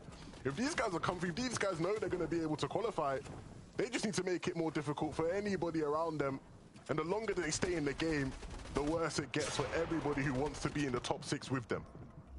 Bubak and Karma are right beside them currently, and we're going right into Tilted Towers. Buildings in the way. Crazy skyscrapers to just climb. This is going to be absolutely intense for a lot of these low ground teams. If you don't have web shooters, if you don't have a launch pad, you are going to have a very, very tough time. It's also a very close rotation, though, so players will have mats to use. That's Refsguard finally taken out, but those guys are definitely qualified at 129 once again. We're looking at Bubak right now, though, 11. Second place last game. He never really makes the end games, except for that one. He's at 111th the whole day past that. Needs to defy all odds and make it happen right now. And he's got the means to do it. The launch pad will come through. They know where they need to go. They're going right to Tilted. Bubak as well has some web shooters available. And in this position here on the front side of the zone, they'll be able to do some damage if they see fit. You can see Bubak opening up that edit, using the SMG, and you'd expect him to hit a couple more shots, but they'll be fine. 140 below, though, for Trulex and Chico. I can't say the same about them. They need to launch and fast. Jump. The chug splash will come through. He needs the heals if he's going to survive the zone. And this is where it gets dicey. They need to hope that nobody has eyes on them, because if they take any couple of shots, it could get real bad. They're sitting right in 6th, and they need to make sure nobody's in their box. They've got to stay careful. They've got to stay close. Chico and Trulex will go down in 6th. And it probably won't hold. They're going to be crossing their fingers, hoping it does. Look at Bubak. But as you can see, Bubak trying to get up high, trying to regain his position on high. Karma fell down last time. Not again, no. They need to stay up. This is their chance to win it all. Kings of the City, Tilted Towers, has a new CEO. It's Bubak with Karma rolling in as that chief financial officer of Mats, all the way at the forward part of the build. Look at the beams from Bubak. Lots of teams in front of him, though. He's going to use that Spider-Man gauntlet to get all the way towards the front and deny any chance of a big climb up top. But it's Kane and Cruel. They've been here before. We know they have pads, but they're put in a blender. Back and forth, armored walls will give them a little bit of moments to breathe, but Bubak is still there on the right side with the peak. It's going to be a very tough stare down, and they'll have a chance to end it up once again. Liza and Mirza, they're not done too. Every team here, Levin, might be behind. The win is there. They want to make sure they grasp at it too. Chuck Splash has been thrown left and right like bottles breaking glass inside these boxes. It's tough. It's getting a little bit slippery too. All the way up top, players are dropping down low. It's Kali and Fastroki at 98. They're trying to make things go as well. Yeah, Kali and Fastroki on the low ground. It's going to be hard to find a sense of control here, but I think you should stick together, right? It's so crucial that they stay side by side and make sure they stay ahead of the elevation. You can see it moving up the hill, and so they need to stay tightly. They're trying to find anything. You can see low on HP taking a moment there to take a breath as the end game continues. Not a single player has really gone down in the zone. Deox is the first one to fall. Everyone wants to qualify. They want to survive. As a result, we have 24 players left alive inside this 8th zone. Dan is making a move up top. Bubak's in trouble now. Their mats are dwindling low. Naku's going for it too. Kali down on low ground. Has a right-hand peek with Fastroki. It's getting crazy. Bubak inside the storm. Truck Splash is dropping left and right. He's not going to have enough to stay alive. Full damage again. It's up to Karma by himself. Does he have the materials to live? A reconnect. 200. But pressure from the back. The beam. It's enough. Another catch. This is nuts from Karma. How is he doing it? He has a little bit of moment to live, but with just 10 mats, he needs to heal him right now. Bubak did all he could last game, but it's in the hands of Karma now. He has the Spider-Man web shooters to stay up on height just that bit longer, but Neko and Dan will do everything they can to take it from him, and that move comes through just like that. He won't be able to hold it, but will he be able to stay in the game? Kali Fastroki now on the left side. No match. Are going for an all-in. Inside this box, the beams are there, but no! Interruption from the left, and they are denied. Karma now in the mid-ground. Melody down low 2, right at the cusp, 114. It might just be enough, but they need just a little bit extra to keep pushing forward. 5th place for the moment. They're looking at edits on all around their sides on the builds. They don't have many left, but they have a few options, a few boxes right in front of the front. At the time, though, it looks like there's a lot of space for them to actually use. They push back cheating. High ground is still pressuring. They're not sure exactly what's going on above them, but they know they have as much time needed to just survive down low. It's Dan and Naku that have taken over. At 97 points, they'll have to win this game to qualify. They have to wrap it up right here, Levin. Neko and Dan, they know everything is in their hands. They have complete control, but Cruel has no control. He needs to find anything with that striker pump. He's looking in the backside of the zone. He knows someone's here. He's looking for the shot, but the build comes through. It's not enough. He will go down, and so Mirza stays a foot in this one. He's trying to rain on anybody's parade he can, but Neko and Dan up above. They look so comfy. Even with low materials, they remain the only duo with a chance at really having a fighting say in who will win this game. But now it's time to drop down. They realize it's time to take that engagement. It's gonna be difficult. Mirza, really low HP. He's getting in the way. Melody as well now on low ground. Will try to find any bit. Kefi and Melody versus Neko and Dan. It's up to this. No mats on the top side. It'll come down to one final push. Armored wall's not up for grabs. Destiny's in the air, but only one team can grab it. Naku about to reach out his hand, denied by a few builds on the left side. They're unsure on where to go. It might just be straight down. The edits are there too. It could go any which way. Naku and Dan have to land this shot or they will not qualify for the finals today. There it is. It's a drop down. Reversal. Dan's there. Where's the last player? Siphon comes in. It's going to be them actually maybe even taking over high ground. No. Melody's running way away. Does he have the time to go for the heal game? Med missed his popping. Dan still has crucial seconds, but takes some free damage. He's running 30, 25, 20, 15, down to nothing on the mist. What is he looking for? Is he going for the all-in? Is it possible? Dan's in the lead. Melody down to 1 HP, and it will be Dan. That qualifies. A misstep of calculation. Dan's huge retake is enough to give his team a ticket to the finals. The med misplay wasn't enough for Melody. He thought he had it in the bag, but he ran out, and Dan did enough to stay in this game. Might be a possibility for that 6th place to come in for Melody overall, he will still be there. Dan was also top 6. He got that window overall. That was huge in game number 5. Dan and Naku, what a performance from them to get that victory royale and sign off all the way towards the top. And like you said, the last game winner had a spot in the top 6, so that spot will be going to someone else. And if you want to find out who that will be, we're going to have to kick it to the desk. Zeke, Reese, Sundown, please, what happened? Who's qualified? Don't you even worry, Levin. We got you guys covered. Also, shout out to you both. Levin, Shawad, you guys were fantastic today. Thank you for casting those 5 games. It was super awesome. High energy. And again, we're going to come back tomorrow for another 6. I'm looking forward to it. But we got to take a look at who did qualify. Dan, Naku, and I'm so sorry if I'm saying it wrong. I don't do words well, but they were in 6th place going into this game. Now with the Victory Royale, that means they're removed from that top 6, and now someone else is looking to occupy that spot. We'll get there in just a second, but first we got to talk about this game. My goodness, Sundown, this is what I live for, right? These are the nail biters that always happen in the final game of the competition. It always happens this way. This is why I'm a broken record about it. But Fortnite, it's never done until that last game. Yeah, and you can see there, particularly towards the end, the 2 duos who were fighting it out were inside that top 6, and whether or not they had that information, they were still holding on and wanting to get the Victory Royale, while every other player needed the Victory Royale to end up going through. But the question is, with 2 of our top 6 ending up fighting out for the Victory Royale, and 1 taking it, that leaves that last spot up for grabs, and it's going to pull up that final qualifying score just that much lower, actually, in that circumstance, as we get some of the highlights here from Karma and Booba as well. Had an amazing game last game, and they will end up finishing in that qualifying range.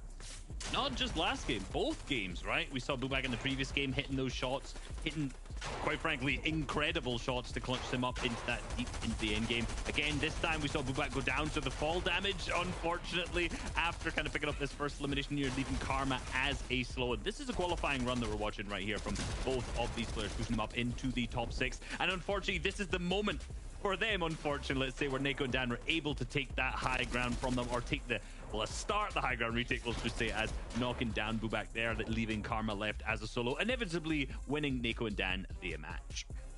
I know, man. It comes down again to the wire, right? Those final moments. In every game, these things unfold, right? And it's being able as a duo to identify that chaos and look past that and find that moment of calm and say, that is our avenue. That is how we make it to the win.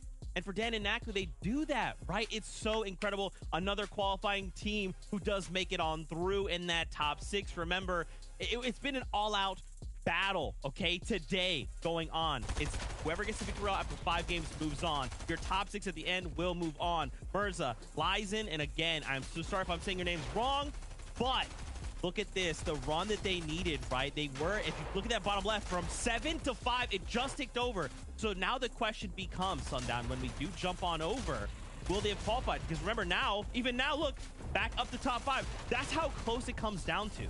Yeah, and particularly here, Mirza able to pick up the 6 eliminations, run it out a little bit, hit the shot there right at the end, push them over. I mean, every single one of those elims is plus an additional 3 points, and the fact that he's able to really run it out and make that big of a difference. I mean, that was 27 points on eliminations alone, and they were able to just kind of sneak their way right into one of those final spots.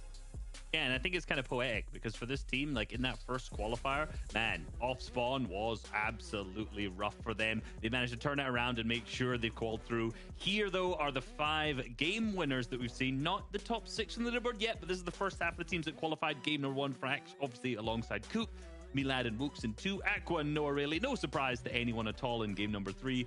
4 went to Blue Sea and Hydro. And then game number 5, Nako and Dan. A first-time FNCS Finals performance for both of the 2 players, the both Spanish team actually all the way through. And this is what it's going to be. Top 6 qualify. So Karma and Bubak, with that last game, clutched up to push themselves through. So did Lazen and Mirza with that beautiful right-hand peek from the tree side that we saw. Finally, Refsguard and Scram in 4th have managed to make it as well with 131 points. That last game not being too good good for them, but doesn't even matter at this point. Not at all. Same with Kefi and Melody, Kiko and Mosh, and our winners, Tazian and Schmecky, who've been causing a lot of havoc throughout the entire FNCS and Camp Cuddle. Now, it seems like they're going to be there in finals as well. And you know Karma and Booba. Oh, sorry. Go ahead, Zeke. I was going to say, I just want to jump in super quick. Go. Remember that last elimination, the last duel we talked about? That was against Cruel Sundown. So literally, if Cruel had picked up that elim, they very well could have made the run for that top 6 spot. Yeah, it's huge. It would have ended up being tough, but the bigger thing is that if you're Karma and Booba, you are so happy a team who is in that top 6 won the final game, because otherwise, push all of those leaderboards down just one more shift, and you're looking at a tiebreak there of 2 eliminations where Mirza and Lazen, with their final eliminations in that game, we saw that they were able to run out 9. They only had 10 before that, so that would have been an absurd run. Luckily for them, they'll both end up going through, and I think, given the performances today, very deserving. Oh, man. It's so good, Reese. It's so good. And look, even my boys, Ref Scott and Scram, we did it. We did it. I'm 2 for 2. I started qualifier 1 and 2, 0. But now my predictions 2 days in a row, guys. I know what I'm doing. I know what I am doing. Let's hop on over to that second page, though. Reese, we have to remember as well, right? The 11 duos that do qualify today, they're now removed from the pool. And then we're going to backfill tomorrow with the next 11 from the series point leaderboard. Looking at this page, do we feel like members from this page could be in that top 6? Do we think even members from like tomorrow's games, they're just waiting, right? They're just like, oh my gosh, we've VOD reviewed, we've watched every game, we know what our plan is, we're ready to go. I mean, I hope so. Let's be real. They've been waiting 2 days. They don't have the same amount of opportunities as the teams had in that first session, or the ones we've just seen today in the second session. So those kind of new 11 teams that are coming through tomorrow that we're going to see, I hope they've watched. I hope they've VOD reviewed. I hope they figured out the strats. I hope they figured out, in particular, a drop spot that's going to be free. Because now, right, you know, you're going to notice every single team that's left has left an opening somewhere for tomorrow. So between now and then is the time to perfect that off spawn, figure out where you're going, hopefully not be contested by someone, and pick it up. Because like you said, those teams in the second page, guys like Floki Command, I was rooting for all day, unfortunately just weren't able to pop off. Now 2 days in a row. It's tough, Sundown, but it's okay, right? Tomorrow is a brand new day. That's what you said at the start of the show. It's a new day, and it will be for them tomorrow. I mean, if you're one of these duos that just hasn't been able to put the pieces together, how do you just reset the mind and come back stronger tomorrow? Well, you know that 11 more teams are out of that pool. You've been playing from the very beginning or had an opportunity to kind of dip your feet in today, but this is your last opportunity. It's a back against a wall, and if you're not going to rise up right now, then you don't get a chance to play in those finals where in EU, everyone knows that's kind of the pinnacle of the competition and where all the money, the clout, all the followers, whatever other thing you want there, that's where it's up for grabs. And you can bet every single one of these duos should be putting in the time, and they probably are. Words of wisdom from Sundown. Let's very quickly take a look at our predictions and just remind everybody how we all did. You know, I mean, you know, guys, again, I'm 2 for 2. I'm going to get literally every prediction wrong. There's a first time for everything, you know? Broken clock, well, you know, broken clock. There it is. I was trying to beat you to it, Sundown. Wings and Force, Sundown could not make it on through today, but high expectations for tomorrow. Maybe not after their performance today. Definitely going to be one of those ones who looks to reset and call it another one. Definitely struggled to make it there together. Yeah, I went for Floki Command, low-hanging fruit, realistically, but it just wasn't for them today. I think, you know, I'm forever hopeful. I'm going to go with them again tomorrow. Maybe I won't. We'll see when I actually see the full player list tomorrow who I'm going to predict. Unfortunate for me. But again, look, Levin's absolutely nailed it with Noah Rayleigh and Aqua. Shy Wager also with Mastroki and Kylie, who managed to go through just right now. Oh, no, just missed out. Unfortunately, it was not the case, so... Yep. Once again, man, and it came down to a tiebreaker, so... You can already, like, tell and feel how close this competition is, right? And just, again, reminder, we're not even in finals. Finals is next week, and it's already close right now. How much closer will it be then? Fortnite fam, we just want to thank you so much for joining with us, hanging out with us, watching these games, losing your minds. It's so absolutely incredible. If you're new here and you just checked out Fortnite for the first time and you like what you see, don't forget, we also have 2 other regions going on today, NA East and NA West. Different crew, different subset of players, and of course, another set of spots to qualify for. We're back tomorrow, same time, same place. So until then, we'll see you guys on the battle bus. I beep first.